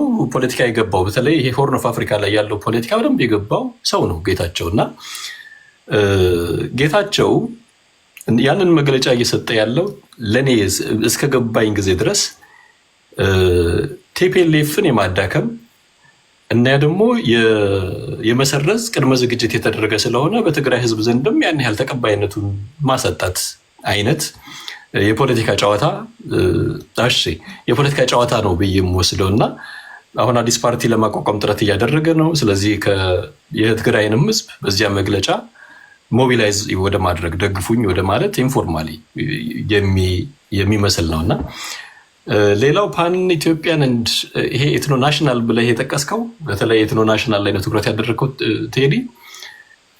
ከ1995 ጀምሮ የኢትዮጵያ ህገ መንግስት ከጸደቀበት ጊዜ ጀምሮ ፓን ኢትዮጵያንስ ከፍተኛ የሆነ ተቃውሞ አላቸው። ማን ነገደ ጎበዜ የሚባል አንድ ምሁር ለምሳሌ 30 ሰከንድ ስጠኝ። ነገደ ጎበዜ የሚባል ምሁር ህገ መንግስቱ ህግ አራዊት ነው ያለበት ምክንያት ኤትኖ ናሽናል ስለሆነ ነው። ፓን ኢትዮጵያን ነው ሰውየው። ፓን ኢትዮጵያን ብሎ ካለ አይፈልግም የእንትንን መብት የብሔርን መብት። ነገር ግን የብሔር መብት ኢምፖርታንት ነው አይደለም? የብሔር የአንድ ሰው መብት በጣም ኢምፖርታንት ነው። ፎርሚ መብት እስከተከበረለት ድረስ ኤትኖ ናሽናል አይደለም ሌላም ቢሆን I don't really give a shit for this። መብቱ ነው። ሰው ብሔሬ ነው፣ ባህሌ ነው፣ ቋንቋዬ ነው፣ ማንነቴ ነው፣ አይደንቲቲ ነው እስካለ ድረስ የግሩፑ መብት ነው የሚል ሙሉ እምነት አለ። ነገር ግን ከዚህ ከማንነት ፌዴራሊዝም ከማንነት የፖለቲካ ስትራክቸር ተጠቃሚ ማን ነው ብለህ ካሰብክ በእኛ ሀገር ተጨባጭ ሁኔታ አንጻር ህዝቡ መጠቀም ሲገባው ህዝቡ ባህሉን፣ ቋንቋውን፣ ማንነቱን ማሳደግ ሲገባው የተጠቀመ ያለው ማን ነው? ፖለቲካል ኤሊትስ ናቸው። ዲቪሲቭ የሆነ ናሬቲቭ አለ። ለዚያ ሲጠቀሙበት ነው የቆዩት ከ1995 ጀምሮ። ይህን ማለት ፈልጋለሁ። አሁን አመሰግናለሁ ቴዲ። ሰዓት በተለይ ሰፋ አድርገን እናወራበታለን። ይሄ ኢትዮጵያ እንደ ህዝብ የብሔር ፖለቲካ ጠቀመን ወይስ ጎዳን? አሁን ላለንበት ውጥንቅጥ የዳረገን ምንድን ነው? በእርግጥ የብሔር ፖለቲካ አራማጆቹ ኢትዮጵያኒስቶች ናቸው ለዚህ ዳረጉን ይላሉ። የሚጠበቅ ትንታኔ ነው ከነሱ። በነገራችን ላይ የብሔር ፖለቲካ አራማጅ በታሪክ ኃላፊነት ሲወስዱ ታይቶም ተሰምቶም አይታወቅም። ኃላፊነት አይወስዱም። ሁልጊዜ ኤክስተርናላይዝ ያደርጋሉ። ኢቨን ከመሀላቸው የወጣ ሰው አደባባይ ላይ እነሱ ለወትረው ሲሸልሙት ሲደግፉት መሪያችን ሲሉት የነበረው ሰውዬ የ3 ዓመት ህፃን ልጅ ሲደፍር ቢያዩ እኛን አይወክልም ይለዋል። የመጨረሻ ማምለጫ ፖይንታቸው እኛን አይወክልም ይለዋል እንጂ ይሄ እኛ ኃላፊነት ነው። የግሩፕ መብት ካቀነቀንክ እንደ ግሩፕ የምትሰራው መብት እንደ ግሩፕ ነው መውሰድ ያለብህ እንጂ ኢንዲቪጁዋል ላይ ማስቀመጥ የለብህም። ኢንዲቪጁዋል ላይ የምታስቀምጥ ከሆነማ ለዚህ የሊበራል አይዲዮሎጂ ነው ማቀንቀን ያለብህ። ችግር ሲመጣባቸው ወደ ግለሰብ ያላካሉ፣ ድል ሲመጣ እንደ ግሩፕ ይወስዳሉ። አሁን ላለንበት ውጥንቅጥ ግንባር ቀደም ተጠቃሾች እነዚህ ናቸው ብሎ እንግዲህ ከዋለልኝ መኮንን ጽሁፍ ጀምሮ የሚተነትናሉ። እሱን እናወራለን። በዚህ መሀል የግሩፕ መብት መቀንቀን አለበት እኔም ብዬ አምናለሁ። ግን የትኛው የግሩፕ መብት? ለምሳሌ የአቶ ጌታቸው ረዳን ኢንተርቪው አድምጣችኋል። ህወሓት ባወጣው መግለጫ ምንድን ያለው የሚጠበቅ ነው። አዳዲስ የጥላቻና የጥላቻ ሰባኪዎችን እየመለመለ በትግራይ ህዝብና በተቋሞቻቸው ላይ ዘመቻ በማድረግ ላይ ይገኛሉ። አቶ ጌታቸው ረዳ የትግራይ ህዝብ ላይ ኢማጂን የለመደ አፍ ረስተውታል። ዋንስ አፖን ኤ ታይም የነሱ ሰው እንደሆነ አሁን እኛና እነሱ ካላሉ ጸብ ካልፈለጉ ይሄ ፕሮታጎኒስትና አንታጎኒስት ክፍፍል ካልፈጠሩ መቆም አይችልም የብሔር ፖለቲካ በራሱ። እኛ ደግሞ የቡድን መብት መቀንቀን አለበት የምንል ሰዎች አዘ ሴም ታይም ደግሞ የግለሰብ መብት መቀንቀን አለበት መከበር አለበት ብለን የምናምን ሰዎች እነዚህ ሰዎች እየፈራችሁ ከመድረክ መውጣት አለባችሁ በገዛ ሀገራችሁ ላይ። አሁን እኔ ብጠይቀኝ የቡድን መብት መከበር አለበት፣ ግን የትኛው የቡድን መብት? ቡድን ከሆንክ ወጣቶችና ህፃናት መብታችሁ ሊከበር ይገባል። አካል ጉዳተኛ ከሆናችሁ መብታችሁ ሊከበር ይገባል። ከየትኛውም አካባቢ ና አረጋውያን ከሆናችሁ መብታችሁ ሊከበር ይገባል። አፈርማቲቭ አክሽን የሆነ ስፔሻል ኒድ የምትፈልጉ ሰዎች ካላችሁ፣ ጉዳት ያለባችሁ፣ በታሪክ አጋጣሚ በደል የደረሰባችሁ ግሩፖች፣ ማይኖሪቲዎች ስፔሻል ፕሮቴክሽን ያስፈልጋቸዋል። መብታችሁ ሊከበር ይገባል። የ27 ዓመት ወጠምሻ ተሰብስበው ተደፍጥጫለሁ ይላል። ከሱ ሀሳብ የተለየውን የምታራምድ ከሆነ ይሰድባል። እና ቢያንስ አሁን ላለንበት ችግር ኃላፊነቱን መውሰድ ያለበት ማን ነው? አብዛኛው ሰው የብሔር ፖለቲካ ያመጣው የእጅ ስራ ውጤት ነው ይላሉ። እና ይህን ጉዳይ በደንብ እናወራለን። ለመሆኑ የብሔር ፖለቲካ ከየት ነው የተጀመረው? አሁን ያለበት ሁኔታ ወዴት ነው? እነሱስ ብሔርተኞች እንደሚሉት አሁን ላለንበት ችግር ተጠያቂዎቹ ሊበራል አይዲዮሎጂ የሚያቀነቅኑት ናቸው? እነዚህ ራይት ዊንጎች ናቸው? እሱን እናወራለን በስፋትና ያንን በስፋት እናወራለን። አሁን ባለው ሁኔታ ግን ብዙ ሰዎች የሚስማሙበት ጉዳይ አለ። የብሔር ፖለቲካ እነ ታደሰ ብሩ በሚያቀነቅኑበት ሰዓት የኦሮሞ ህዝብ እንዲታወቅ ቋንቋው እንዲያድግ በማድረግ ረገድ ትልቁን የአንበሳውን ድርሻ ተወጥቷል ይላል ዋለልኝ መኮንን በጽሁፉ። ድምፅ ይሆናሉ። ከዛ በ91 ዓመት 91 በፈረንጆቹ ማለት ነው ኢህአዴግ እኮ ሲገባ አሸንፎ ኦነግ ከፍተኛ ሮል ነበረው። ከአንብበህ ከሆነ የለውጡን ጊዜ ኮንትሪቢዩሽን የኦነግን ቋንቋ ኦሮምኛ ቋንቋ የስራ ቋንቋ እንዲሆን፣ ትምህርት ቤት በኦሮምኛ እንዲሆን ኦሮሚያ ክልል ላይ እና ኮንትሪቢዩሽን አለ ኦነግ ትልቅ ኮንትሪቢዩሽን ብሎ እንደውም እሱ ራሱ አድሜት እንትን የሚያደርገው አንዱ ይሄ ነው። እሱን እናወራለን። እና ምን አይነት ትውልድ ነው የፈጠሩት? ጠቅላላ የብሔር ፖለቲካ ሀሳብ የሚያራምዱትን ብታያቸው ሊቃኖችን ከመሀይሞች መለየት አትችልም። ፖለቲካ እኮ ክላስ ሊኖረው ይገባል አይደል? ተሰብስበው ተደፍጥጠናል፣ ተበድለናል፣ እንዲሆነናል በሚል ሰበብ ሁሉም ተንታኝ ነው፣ ሰነፎችን ያበረታታል። አዳይንዶ ዘዴ ደግሞ አስቂኙ ነገር የብሔር ፖለቲካ አራማጆች መጨረሻ ላይ የሚገባደደው የግለሰቦችን ወይም የኦፒኒየን ሊደሮቻቸውን ጥያቄ በመመለስ መሆኑ ነው።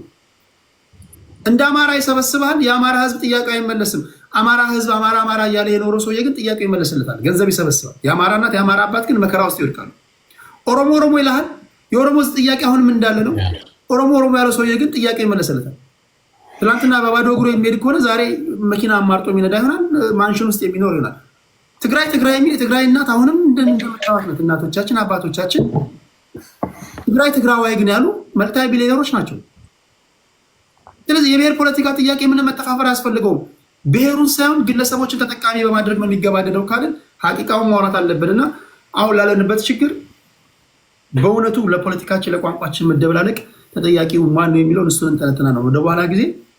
ቴንኪው ሳም አንበበ በጣም ተዘጋጅተህ ስለመጣ ሶራ ወደ አንተ ልምጣ ወንድሜ። እሺ ቴዲ ሰላም፣ እንዴት ናችሁ ሁላችሁም? አሁን ካነሳችሁት ሀሳብ ልነሳ። በብሔር ፖለቲካና በኢትዮጵያዊዝም አስተሳሰብ በሚለው ላይ አሁን ወይስ የቲፒኤልኤፍን እና የአላንሱን ጉዳይ ትሄድበታለህ? መንካት ትችላለህ። ኦኬ ከፈለክ ያው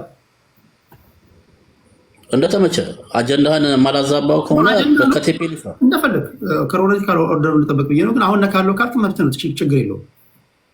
ችግር የለውም። ኦኬ የብሔራዊ አስተሳሰብ ኢትዮጵያ ውስጥ የተፈጠረው ከዛሬ 30 ዓመት በፊት ህወሓትም ኦነግም አንድ ላይ የፈጠሩት አስተሳሰብ ነው ብዬ ነው ማምነው ላይ።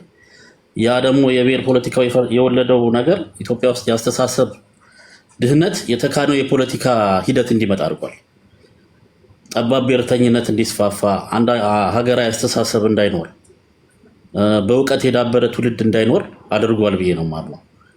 አንድ አይነት አስተሳሰብ ኖሮን በሀገራዊ አስተሳሰብ ተቃኝተን እንደ ሀገር እንዳናስብ፣ እንደገና ደግሞ ጥሩ የእውቀት ደረጃ ላይ የደረሰ ትውልድ እንዳይኖር በሆነ ሰፈር ብቻ ተጠቦ እንዲቀመጥ የተደረገ ቅርጽ ዲዛይን ተደርጎ የተሰጠ ነገር። ጠባብ ብሔርተኞች ሀሳባቸው በጣም ገኖ ወደኋላ ታሪክ ተመልሰው አባቶቻችን በሰሩት ታሪኮች የተናከርን፣ የተናቆርን፣ የተጣላን በዛ አስተሳሰብ እንድንሄድ ሆኗል ብዬ ነው የማምነው። ባለፈ ታሪኮቻችን ላይ ይሄ የብሔር ፖለቲካ የፈጠረው አንዱ አስተሳሰብ ነው ብዬ ነው የማስበው። ሁለተኛ ደግሞ አሁን ለምሳሌ አንቀጽ 39 ራሱ ብታየው ለምሳሌ አንድ ሀገር በጋራ እንመሰርታለን ወይም አንድ ሀገርን በጋራ አስተሳሰብ አስተዳድራለሁ የሚል መንግስት ይሄን አያደርግም። የመነጣጠልን ሀገርን የሚበትን አስተሳሰብ ይዞ አይቀመጥም ብዬ ነው የማምነው። ይሄ እንግዲህ ዋነኛው ተጠያቂዎች ህወሓት ነው ብዬ ነው የማምነው። ህወሓት ነው ይህንን የፖለቲካ አስተሳሰብ ኢትዮጵያ ውስጥ የብሔር ፖለቲካ በደንብ ገኖ እንዲወጣ ያደረገውና ከሱ የሚከተሉት ሌሎች አካላትም አሁን ደግሞ እንደምናየው በሁሉም ብሔር ብሔረሰቦች ላይ ሁሉም ሰው ጥያቄ ያለ ምናምን ብሔርተኝነትን የሚያቀነቅን እንዲያደርግ ያደረገው ህወሓት ነው ብዬ ነው የማምነው። የአስተሳሰብ የፈጠረው አስተሳሰብ ነው ዛሬ ድረስ የተከተለ ሀገሪቷ ላይ እዛው ታስረን እንድንቀመጥ። እንደውም አሁን እኮ ከብሔርም እየወረድን ወደ ጎጥ፣ ወደ አውራጃ፣ ወደ ተለያዩ ነገሮች ላይ እየወረድን እንደውም ወደዛ ሁሉ እንድንገባ ያደረገው ነገር ይሄ ነው። የብሔር ፖለቲካ ውጤት ለኢትዮጵያ አምጥቷል ብዬ አላምነው። ከዛ የብሔር ፖለቲካ አስተሳሰብ እንደውም ወጥተን እንዳልከውን በሊበራል ፖለቲካ ሆኖ ኢትዮጵያዊነትን የሚያቀነቅን ግን የብሔር ብሔረሰቦች መብቶች በተከበሩበት በተጠበቀበት ሁሉም ኢትዮጵያዊ እኩል መብት እንዳለ ሆኖ ግን በጋራ አስተሳሰብ ቀርጸን እንድንሄድ የሚል አስተሳሰብ ነው ያለኝ። ያ እንዲሆን ነው ፍላጎት የሚሄድ። ሁለተኛው ደግሞ ቲፒኤልኤፍ ባልከው ነገር አሁን ቲፒኤልኤፍ ቀደመም እንደተባለ ቲፒኤልኤፍ ጦርነቱ መቼ ነው የሚጀመረው ነው እንጂ እኮ እንደሚጀምር ግልጽ ነው። መቼ እንደሚጀምር ያው ስላልታወቀ ነው እንጂ ይጀምራል ነው የምታስበው? አዎ በሚሰሩት አካሄድ፣ በሚፈጥሩት አለያዝ፣ በሚያወጡት መግለጫዎች አሁን ለምሳሌ እኮ የፌዴራል መንግስት እንደውም የሆነ ስቴፕ እየሄደ እየታገሰ ነው እንጂ ትግራይ መንግስት ከትግራይ ክልል ጋር እኮ ከህወሓት ጋር ለምሳሌ ጦርነት ሊያካሄድ የሚያስችል ብዙ ነገሮች እኮ ህወሓት ፕሮቮክ እያደረገ ነው። ለምሳሌ የኢትዮጵያ ባንዲራን አይጠቀምም፣ የፌዴራል ውሳኔዎችን አንዳንድ ውሳኔዎችን አልቀበልም ይላል። ከውጭ መንግስታት ጋር በራሱ መንገድ ዲል ያደርጋል። ይህ አሁን ህገ መንግስቱ ለፌዴራል መንግስት የሰጠው ፓወር ነው አይደል? ያንን ፓወር ራሱ እየተጋፋ ከውጭ መንግስታት ጋር ግንኙነት ያደርጋል፣ ህገወጥ ንግዶች ያካሂዳል። ያንን ሁሉ እያደረገ አሁን ወደ ጦርነት እንደውም በተለያዩ ምክንያቶች እስካሁን ዘግይቷል እንጂ ጦርነቱ መግባት የሆነ እኔ ጀመርኩ አንተ ጀመርኩ ለማለት የሚያስኬድ ሌላ ፎርሙላ እየሰሩ ነው እንጂ ጦርነቱ የሚቀር ነው ብዬ አላምንም። መንግስት ለምንድን ነው ዝም ያለ የሚመስለው? አሁን ለምሳሌ አንተ የምትደግፈው መንግስት ቲፒኤልኤፍ ከውጭ መንግስታት ጋር ግንኙነት እየፈጠረ መሆኑን ካወቀ ለምን ዝም አለ? ይሄ መብት ለደቡብ ይሰጣል፣ ለአማራ ክልል ይሰጣል፣ ለቤንሻንጉል ይሰጣል። ለሌሎች የተከለከለው ለቲፒኤልኤፍ ለምን ተፈቀደ? ቲፒኤልኤፍ አሁን እንግዲህ ለምሳሌ አንተ እንዳልካቸው ከደቡብ ወይም ከአማራ ወይም ከኦሮሞ መንግስታት ጋር ተመሳሳይነት የፖለቲካ ሂደት የለውም። አንደኛ ጦርነት ላይ የነበረ ኃይል ነበረ ከመንግስት ጋር።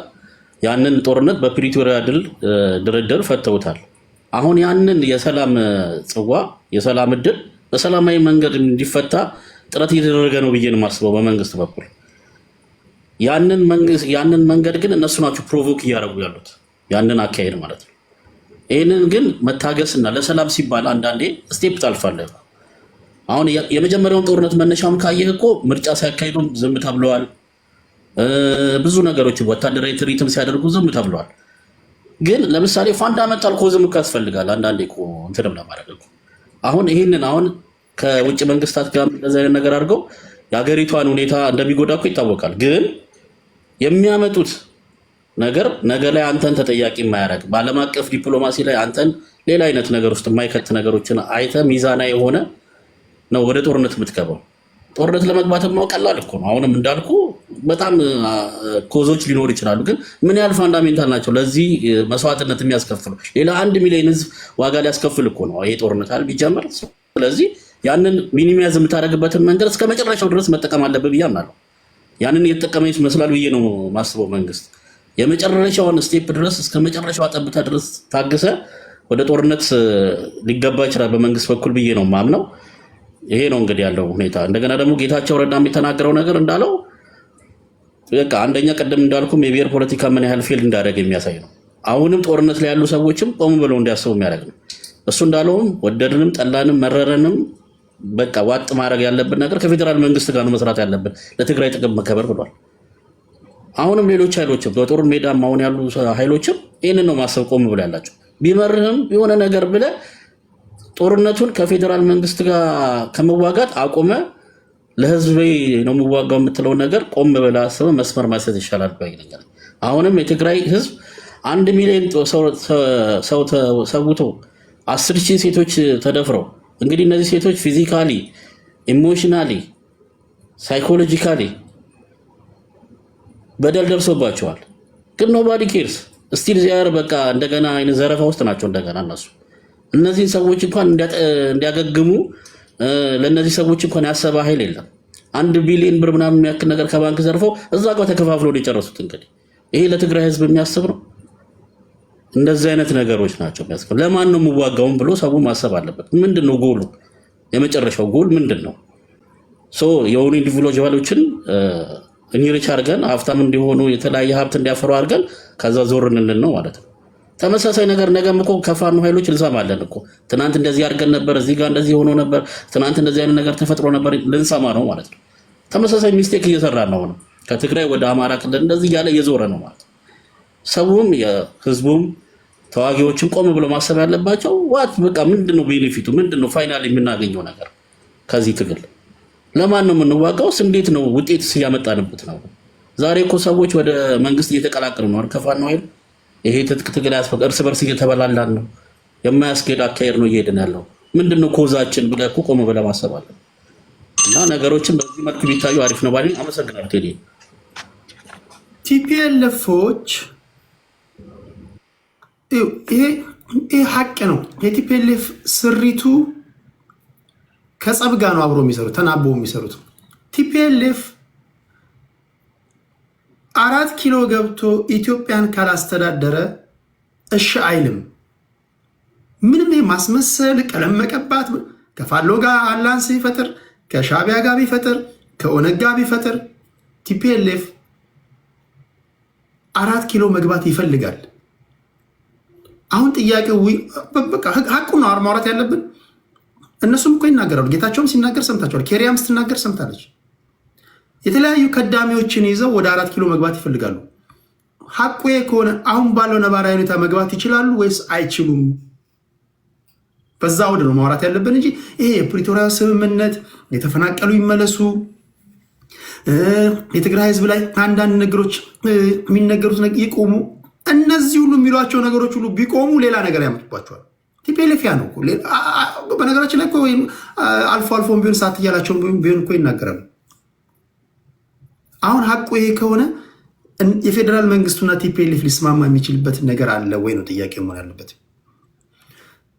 ባለፉት 2 ዓመታት ከመቀሌ አዲስ አበባ የቲፒኤልኤፍ ሰዎች በሚመላለሱበት ሰዓት፣ ጠቅላይ ሚኒስትሩ ቢሮ የገቡ በሚያወሩበት ሰዓት አንድም ቀን ስለ ትግራይ ስለተፈናቀሉ ዜጎች አንስተው አቁ። በነገራችን ላይ ጦርነቱ ሲገቡ ያደረጓቸው ውይይቶች ሁሉ የተቀረጹት ይወጣሉ፣ ታያላችሁ። ጌታቸው ረዳም ሲናገር ሰምታችኋል። አንድም ቀን ስለተፈናቀሉ ትግራዋይ ወደ ቦታቸው እንዲመለሱ ሲናገሩ ሰምቶ ተናግሮ አቁ። የሚናገሩት ስልጣን ስልጣን ስልጣን ስልጣን ነው። ከጌታቸው ረዳ ጋር የሚያጋጫቸው ጉዳይ ምንድን ነው ካላችሁ የስልጣን ጉዳይ ነው። በዋነኛነት ጌታቸው ረዳ ከየት ተነስተን ወዴት ነው የምንሄደው? ይሄንን ገምግም። ጦርነቱን እንዴት አደረግን? ከጦርነቱ በኋላ ምን አገኘን? መጀመሪያ የተዋጋ ነው ለምን ነበር? አሁንስ ያለንበት ነባራዊ ሁኔታ ምንድን ነው? ይህን ከገመገመን በኋላ እያንዳንዳችን የድርሻችንን እንውሰድ እያለ ነበር ሲናገር የነበረው። ሌሎቹ ደግሞ ፋክሽን የፈጠሩት ደግሞ ደብረጽዮን ደግሞ ቡድን ምንድን ነው የሚናገረው? ፓርቲው መቅደም አለበት። which is they don't care። አሁን ምንድን ነው በብሔር ፖለቲካ ሀሳቤ ውስጥ ፓርቲው መዳን አለበት ነው የሚለው። ኦፒኒየን ሊደሮች ነፍሳቸው መዳን አለበት። እነሱ ለመዳን ህዝቡ ማለቅ አለበት። በእርግጥ አሁን ወደ ደቡብ ትግራይ አካባቢ ማይጨው አካባቢ በርካታ የትግራይ ነዋሪዎች አስተዳደሩ ይፈርሳል የሚለው የዶክተር ደብረጽዮን ንግግርን ተከትለው ሰላማዊ ሰልፍ እያደረጉ ነው። አዳዲስ ሀሳቢዎችም እየመጡ ነው። ለወትሮም እነ አረና፣ እነ ባይቶና፣ እነ ሳልሳይ ወያኔ የተለያዩ ፓርቲዎች ያሉበት አካባቢ ነው። የተለያዩ ሀሳቢዎች አሉ። ነገር ግን እንደ ሀገር ራሱ እንደ ሀገር የብሔር ፖለቲካ ከየት ወስዶ ወዴት ወሰደን? አይ ነው ለወትሮ ገንዘብ የምሰበስቡ ሰዎች ይሄ ትንታኔ አይመቻችሁም። ቢኮዝ ቴዲ በእንጀራችን መጣ ልትሉ ትችላላችሁ። ግን ሀቁን ነው መውራት ያለብን። አንተ እዛ ጋር እንደ ኦሮሞ፣ እንደ አማራ፣ እንደ ትግራይ፣ እንደ ስልጤ ገንዘብ ልትሰበስብ አይዲዮሎጂ የለህም። ከየት ተነስተው ወዴት እንደምትሄድ ማስረዳት አትችልም። የተጻፈ ነገር አታቀርብም። አሁን እያደረስክ ፕሮግረስ ምን ይመስላል ይሄን መናገር አትችልም። በመሃል ዜጎች እያለቁ ነው። ከዚህ ውጥንቅጥ እንዴት ነው ልንወጣ የምንችለው? መንግስትን በሌላ መንገድ ልንቀይር የምትችለው እንዴት ነው ጥያቄውና አሁንም ቲፒኤልኤፎች እያነሱ ያሉት የትግራይ ህዝብ ላይ ከታይቶም ተሰምቶም በማይታወቅ ሁኔታ እልቂት ታውጇል ነው እያሉ ያሉት እና ይሄስ እውነት ነው ወይ? ኦኬ ትላንት ጌታቸው ረዳ ስፖክስ ፐርሰናቸው በነበረ ሰዓት ይሄንኑ ይናገር ነበር። ትላንት ጌታቸው ረዳ ወጥቶ ሀቁን በተናገረበት ሁኔታ ላይ እዛ የቀሩት እነ ደብረጽዮን ገብረ ሚካኤል አሁንም የትግራይን ህዝብ በከተማዊ ቋንቋ ጭማዳ ሲይዘው ወይም ደግሞ በንግድ ቋንቋ ዋስትና ሲይዘውት የራሳቸውን ጥያቄ እያስመለሱ ነው የሚሉ ወገኖች አሉና እነዚህን እናወራለን። ጭብጥ ሀሳቡ ግን የፌዴራል መንግስትና ሻዕቢያ፣ ቲፒኤልኤፍ፣ ፋኖ ሲባል ሁሉም አይደለም። እዚህ ጋር እንዳትሳሳቱ። ለሁሉም ፋኖች ለአንዳንድ ፋኖች ፌር መሆን አለብን። ሁሉም ፋኖች አይደሉም። እስቲል ቲፒኤልኤፍም ሲባል ሁሉም ቲፒኤልኤፎች አይደሉም። እና ደብረጽዮን ገብረ ሚካኤል ጋር ይቆማሉ፣ ከጌታቸው ረዳ ጋር ይቆማሉ። አሁን ምንድነው ቀጣዩ ስቴፕ? ጦርነት ሊፈጠር ይችላል ወይ ነው። ጦርነት ከተፈጠረስ እንዴት ያለ ሀገር ነው የሚኖረን? አዲስ አበባ መጥተው እነዚህ ኃይሎች ሊደባደቡ አይችሉም ወይ? እነ ሳፍና እነ ራፒድ ሰፖርት ፎርሶች እንደተደባደቡት ካርቱም ላይ ማለት ነው። እና ብቻ 4 ኪሎ እንግባ፣ ከገባን በኋላ ችግር የለውም እንነጋገራለን የምትለው ነገር ነው። እሱንም እየተነተንን ያለ ነው። ታፕታፕ እያደረጋችሁ ፕሊስ፣ ታፕታፕ እያደረጋችሁ ላላችሁ ከልብ አመሰግናለን። ታፕታፕ ስታደርጉ የምናወራ ወሬ በጥራት እንዲደርሳችሁ ነው እንጂ ታፕታፕ ገንዘብ አይደለም። አንዳንዷን እዛ ጋር 66K የሚለውን ያይና ቴዲ ዛሬ $66,000 ሰራ ይላል። ታፕታፕ እንዳይቆራረጥ ነው የሚያደርገው። ነገሯቸው ፕሊስ፣ ከታች ላሉ ለአንዳንድ ቲክቶክ ትላንት ለከፈቱ ሰዎች ነገሯቸው። ታፕታፕ ገንዘብ አይደለም። ዝም ብለህ ታፕታፕ አድርግ፣ ቴዲ ያለበትን ቦታ ብሉት። የት ነበርክ? በጣም የምንወደው ወንድማችን ነው፣ ጋዜጠኛ ነው። እስኪ ያለውን ነገር ደግሞ ከሱ እንስማ። ወንድሜ 8 ደቂቃ አለ። ሰላም ቴዲ፣ እንዴት ዋላችሁ? እንዴት አመሻችሁ? አለን። አመሰግናለሁ። ባለፈው አንድ ፕላን ነበረን። አይ ዶንት ኖ መልእክት እስኪ ደርሰኝ እየጠበቅኩ ነበረ። ስልክን እኮ አለቀቅልኝም። ኦኬ ግሩፕ ፈጥሬ ያለውና በዚህ ጉዳይ ላይ እንድናወራ የግሩፕ ራይት መቀንቀን አለበት የሚሉና የዜግነት የሚሉ ሰዎችን አንድ ላይ መድረክ ለማዘጋጀት ግሩፕ ፈጥራለሁ። እዛ ውስጥ አስገባሃለሁ። እሺ፣ ዛሬ ባነሳው አጀንዳ ላይ እንግዲህ ምናልባት አሁን መጨረሻ ላይ እየተናገርከው ያለው ላይ ሪፍሌክት ለማድረግ የህወሓት ጉዳይ እኔ ብዙ የሚያወላዳ አይመስለኝም። የህወሓት ሞት የታወቀ ሞት ነው። በመጀመሪያ በኢትዮጵያ ህዝብ ልብ ውስጥ ሞተ ከ6 ዓመት በፊት። ቀጥሎ ተስፋ ያደረገው መቀሌ መግባትና መሸሸግ ነበረ። አሁን ደግሞ በትግራይ ህዝብ ልብ ውስጥ ሞቷል። ይሁን እንጂ ያው እንደ ፖለቲካ ፓርቲ መንፈሱ በአንድ ጊዜ ወይም ነፍሱ የሚወጣ ስላልሆነ ያው ይንፈረፈራል። ያንን አለነስ ግን ይህን ያህል ጉልበት አውጥቶ ኢንተርናሽናል አሊያንስ ፈጥሮ የኢትዮጵያ ስጋት ይሆናል ብሎ ማሰብ በፍጹም የሚቻል አይደለም። ምክንያቱም የህዝብ ቅቡልነት ያጣ ፓርቲ ቢኖርም የሞተ ነው።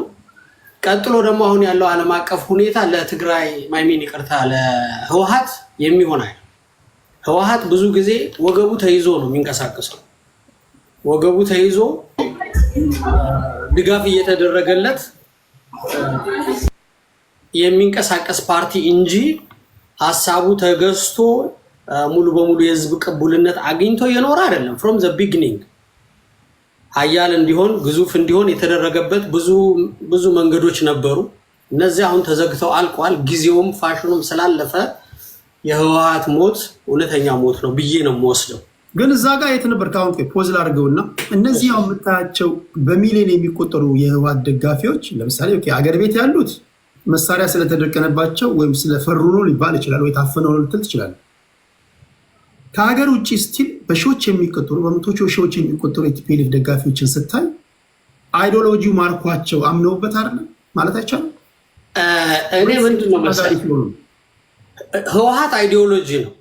አይዲዮሎጂ ደግሞ በአንድ ጊዜ በተወሰኑ ቡድኖች ይቀነቀንና በጊዜ ሂደት ብዙ ሰዎች ጋር ደርሶ ይቀነቀናል። አሁን ቲፒኤልኤፍን እንደ ምሳሌ ስታነሳው መጀመሪያ ወደኋላ ሄድና ሶሻሊዝምን ተመልከታቸው። ዓለም አቀፍ በሁለት ጎራ ተከፍሎ ሶሻሊዝም እና ኢምፔሪያሊዝም or whatever በጣም በኢኮኖሚውም በጦር ኃይልም ግዙፍ የነበሩ ጎራዎች ነበሩ። ዛሬ ሶሻሊዝም የታል? ስንት አቀንቃኞች ነበሩ ኢትዮጵያ ውስጥ እኮ ዛሬም ድረስ በሶሻሊዝም ፍቅር ያበዱ ኮሚኒስቶች አሉ እኮ። ብዙዎች የምናውቃቸው መምህራኖቻችን ነበሩ እስከ መጨረሻ ድረስ ሶሻሊዝምን የመጨረሻ የሀገር ዋስትና አድርጎም ያምኑ እነ መንግስቱ ኃይለማርያም ዛሬ በህይወት አሉ። ከሶሻሊዝም አስተሳሰብ ያልተላቀቁ እና ሲወድቅ ይወድቃል፣ ጊዜው ሲያልፍ ይወድቃል። የማይወድቅ ነገር የማይወድቅ የፖለቲካ አመለካከት የለም። ሰው ህወሓት እኮ አመለካከት ነው እንጂ ህዝብ አይደለም። ከድሮ ጀምሮ በግሌ ህወሓት ማለት ህዝብ አይደለም ብዬ እከራከራለሁ። ህዝብ ጋር ወስዳችሁ አጣብቃችሁት የሆነ አንድ ፊዚካል ቦዲ አታድርጉት። አስተሳሰብ ነው፣ አመለካከት ነው። ያዋጣል ተብሎ የመጣ የግለሰቦች አስተሳሰብ ነው። አድጎ ብዙ ሊመስል ይችላል። ጊዜው ሲያልፍ ደግሞ ከወደቀ ይወድቃል። ዛሬ ህወሓት ወድቋል ብዬ የምናገረው ከዛ አንፃር ሰዎች ሊኖሩ ይችላሉ የሚያምኑበት። ህወሓት ብለው የሚያቀነቅኑ በፍቅሩ የወደቁ ዛሬ ሊለቃቸው ያልቻለ ምናልባት ቆይቶ የሚገባቸው ሳይገባቸውም እስከ መጨረሻው የሚቆዩ ሰዎች ሊኖሩ ይችላሉ። አንድ የፖለቲካ አይዲዮሎጂ እኮ ሞተ የሚባለው ሰዎች ሁሉ ጠፍተው አይደለም። የሚያመልኩት እንደ አዲስ እንዲያንሰራራ የሚጥሩ ሰዎች የሉም ማለት አይደለም። ነገር ግን ፋይዳ የለውም፣ ያስተሳሰብ ጥቅም የለውም። ደግሞ የህወሓት ጥቅም አለመኖር ብቻ አይደለም ጉዳት ነው።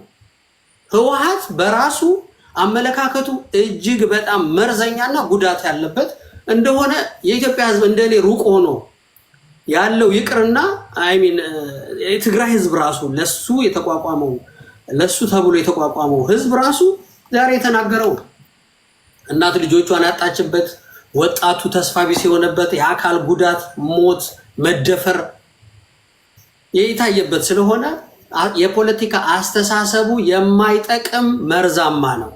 ስለዚህ ሞቷል፣ በቁም ሞቷል። እነዛ ሰዎች አሉ ስለሚጠቀሙበት ነው። ባይዘወይ ሌላውን ድሃ ህዝብ ይህ የፖለቲካ አመለካከት አለ ብለው በማሳመን ይጠቅማል ብሎ በማሳመን ከኪሱ እየከፈሉ የሚኖሩ አሉ እኮ ዛሬ የዩቲዩብ ምናምን ላይ የሚፎክሩትም ቴሌቪዥን ጣቢያ ከፈትንልህ የሚሉ እንደገና ሙዚቃ ጭፈራ ቤት ምናምን እየከፈቱ ያንኑ የከበሩ የሚያስደበድቡ የሚጠቀሙ ሰዎች አሉ። እነዚህ ሰዎች የህወሓትን አስተሳሰብ ተው አመለካከቱ ሞቷል ብትላቸው አይሰሙም። ስለዚህ ከዛ አንፃር ነው ማየት ያለብን እንጂ ፕራክቲካሊ የሚጠቅም ለህዝብ ፋይዳ ያለው ፖሊሲ አውጥቶ የልማት እቅድ ለወጣቱ የነገ ተስፋ የሚሆን ራዕይ ያለው ፓርቲ ይሆናል ብሎ የሚገምት ሰው አይ ዶንት ኖ እንዳልኩ ከጥቅም አንፃር ካልሆነ በስተቀር ትክክለኛ ምልከታ ያለው ሰው አይደለም። ወደ ኤርትራ ስንሄድ እኔ ህወሓት ከኤርትራ ጋር ሆኖ ምናምን የሚለው አይደለም። ኢዳዝንት ይሄ የሚሰራም ካልኩሌሽን አይመስለኝም። የኤርትራን ጉዳይ በተመለከተ አሁን ቅድም አንድ የብልጽግናው ሰውዬ ገብቶ ስለ ብርጌና አመዱ እንዲህ አድርገን የኤርትራ ህዝብ እኮ ሰልችቶታል እንዲህ ሆኖታል የሚል ይሄ ሶፍት ስትራግል መንግስት አገር ውስጥ ሆኖ ለኤርትራውያን አማራጭ ሀሳብ አማራጭ ቡድን የማቅረብ ይሄ በጣም ያረጀ ድሮ ሶማሌ ምናምን እኛ ላይ ያደረጉትን ነገር የማድረግና የማይሰራባቸው ብዙ ምክንያቶች አሉ። አንደኛ እኛ ራሳችን ብዙ ውስጥ ያሉ የሚታገሉን የራሳችን ቡድኖች እያሉ ሌላ ውጭ ሄዶ ታግሎልኝ ያንን ነፃ አውጥቶ ከዚያ በኋላ ለኔ ጥቅም ይቆምልኛል ብለን ኢንቨስት የምናደርግበት ሚሊተሪም ኢኮኖሚም ሊኖረን አይገባም፣ አይችልምም ደግሞ። ስለዚህ ይሄንን አስተሳሰብ ትቶ የኤርትራውያን ከፈለጉ የፈለጉትን ያድርጉ።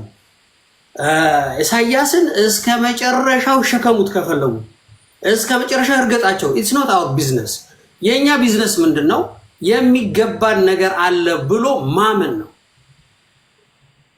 እኛ አሰብን መጠየቅ ግዴታችን ነው የኛም ስለሆነ፣ ቀጥሎ ደግሞ ከኢኮኖሚ ጥቅም አንፃር እኛ ታፍነን መኖር ስለማንችል ከህዝብ ቁጥርም አንፃር 3 ሚሊዮን ህዝብ ዝም ብሎ መኖር ይችላል።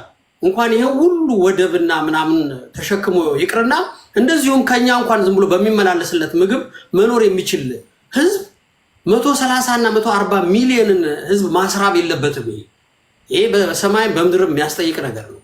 ስለዚህ የኛ መፍትሄ ያለው እኛ ውስጥ ነው፣ የኛ አንድነት ነው። መንግስት ዝም ብሎ ይሄንንም ያንንም ያቦካ ከሚኖር ኢትዮጵያዊ አንድነት እንዴት ልፍጠር ኢን ሾርት ፔሪድ ኦፍ ታይም፣ በአጭር ጊዜ ውስጥ ይሄ ህዝብ ነገ ሳይበላው ይሄ ህዝብ አንድ ሊሆን የሚችልበት መንገድ ምንድነው? ምሁራንን ማናገር፣ ፖለቲከኞችን ማናገር፣ ተቃዋሚዎችን ማናገር፣ የሚዋጉትን ምንድነው የምንፈልገው? የተለየ ፍላጎት አለን እንደ ኢትዮጵያዊ ሆነን ነው እየተጣላን እየተጋደልን ያለነው። ወደ አንድ መድረክ የምንመጣበት መንገድ መፍትሄው ምንድነው ብሎ ዩኒቲ መፍጠር። ከዚያ በኋላ የኛ ጉዳይ ከኤርትራ ጋር ራሳችን የምንፈታው ፕሮብለም ነው ብዬ ነው የማስበው። እነዚህ ሁለት ነገሮች ላይ ከተናገርኩ ሌላው ምናልባት ተመልሼ በኋላ እናገራለሁ። ቴንክ ዩ። የት ነበር የላካችሁልኝ ሰዎች? የተለያየ እሳቤ ያላችሁና ቪዲዮ ማብራት የምትችሉ መሆናችሁን እወቁ።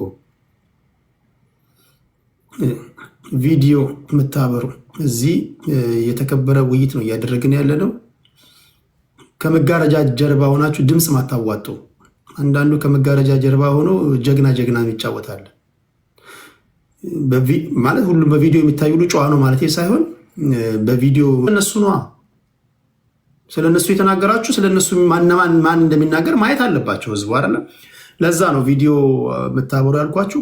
ወደ በኋላ ግን በኦዲዮ ለምታወሩ ሰዎች፣ ቪዲዮ ደግሞ የማታበሩ ሰዎች፣ በኦዲዮ ብቻ ደግሞ የምታወሩ ሰዎች ጨዋ ደግሞ መሆን አለባችሁ። እንደው ሌላው ቢቀር ቪዲዮ ባታበሩ ደግሞ ጨዋነት ደግሞ ሊኖር ይገባል። ሁለት የተበደለ ነው እና ለጨዋዎች ደግሞ አንድ መድረክ ደግሞ ይዘጋጃል ለማለት ያለው። በልዩ ልዩ አጋጣሚዎች ቪዲዮ ማብራት ማትችሉ አንዳንድ ሰው ቪዲዮ ማበራ እውነት ለመናገር ቪዲዮ እያበራ ሲናገር አንዳንዱ የጻፈ የሚያነብ ስለሆነ ነው። አንዳንዱ ደግሞ የሰው አይናፋርም ስለሆነ ሊሆን ይችላል። አንዳንዱ ደግሞ ከሀገር ዘርፎ የወጣ ሊሆን ይችላል። አንዳንዱ ቸርች ውስጥ ወይ አይዶኖ ፓስተር ሊሆን ይችላል። እዚህ ፖለቲካ እንዴት ሰበስካለ እንዳይባል ፈርቶ ሊሆን ይችላል። ልዩ ልዩ ችግሮች አሉ ነው። ፎቶ ተዘቅዝቆ እንዳይሰደብ ምናምን ምን ያመጣል? ፎቶ ተዘቅዝቆ ቢሰደብ በሀገሩ ጉዳይ እያወራ ይሰድባል፣ ጋጦጦች ያጨበጭባል፣ ያልፋል። በቃና የሆነ ነው። ልዩ ልዩ ነገሮች ሊኖሩ ይችላሉ። በዛ አውድ ነው እያወራን ያለ ነው እና የላካችሁ ሰዎች ግን ለአሁኑ ውይይት ቪዲዮ እንደምታበሩ እርግጠኛ ሆኑ ለማለት ያለው። አቶ ይርታቸው እንኳን ደህና መጣህ መጡ። 8 ደቂቃ አለው በተነሱ ሀሳቦች ላይ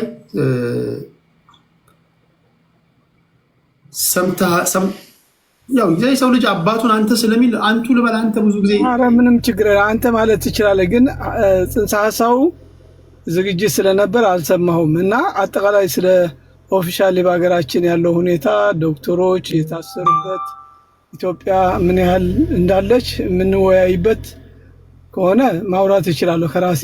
ግን በደንብ ሁሉ ነገር አልሰማሁም። ስለ አሰብ ከሆነ ስለ አሰብ ትንሽ ሌላ ሰው ይናገርና ከዛ በኋላ ብመጣ ይሻላል።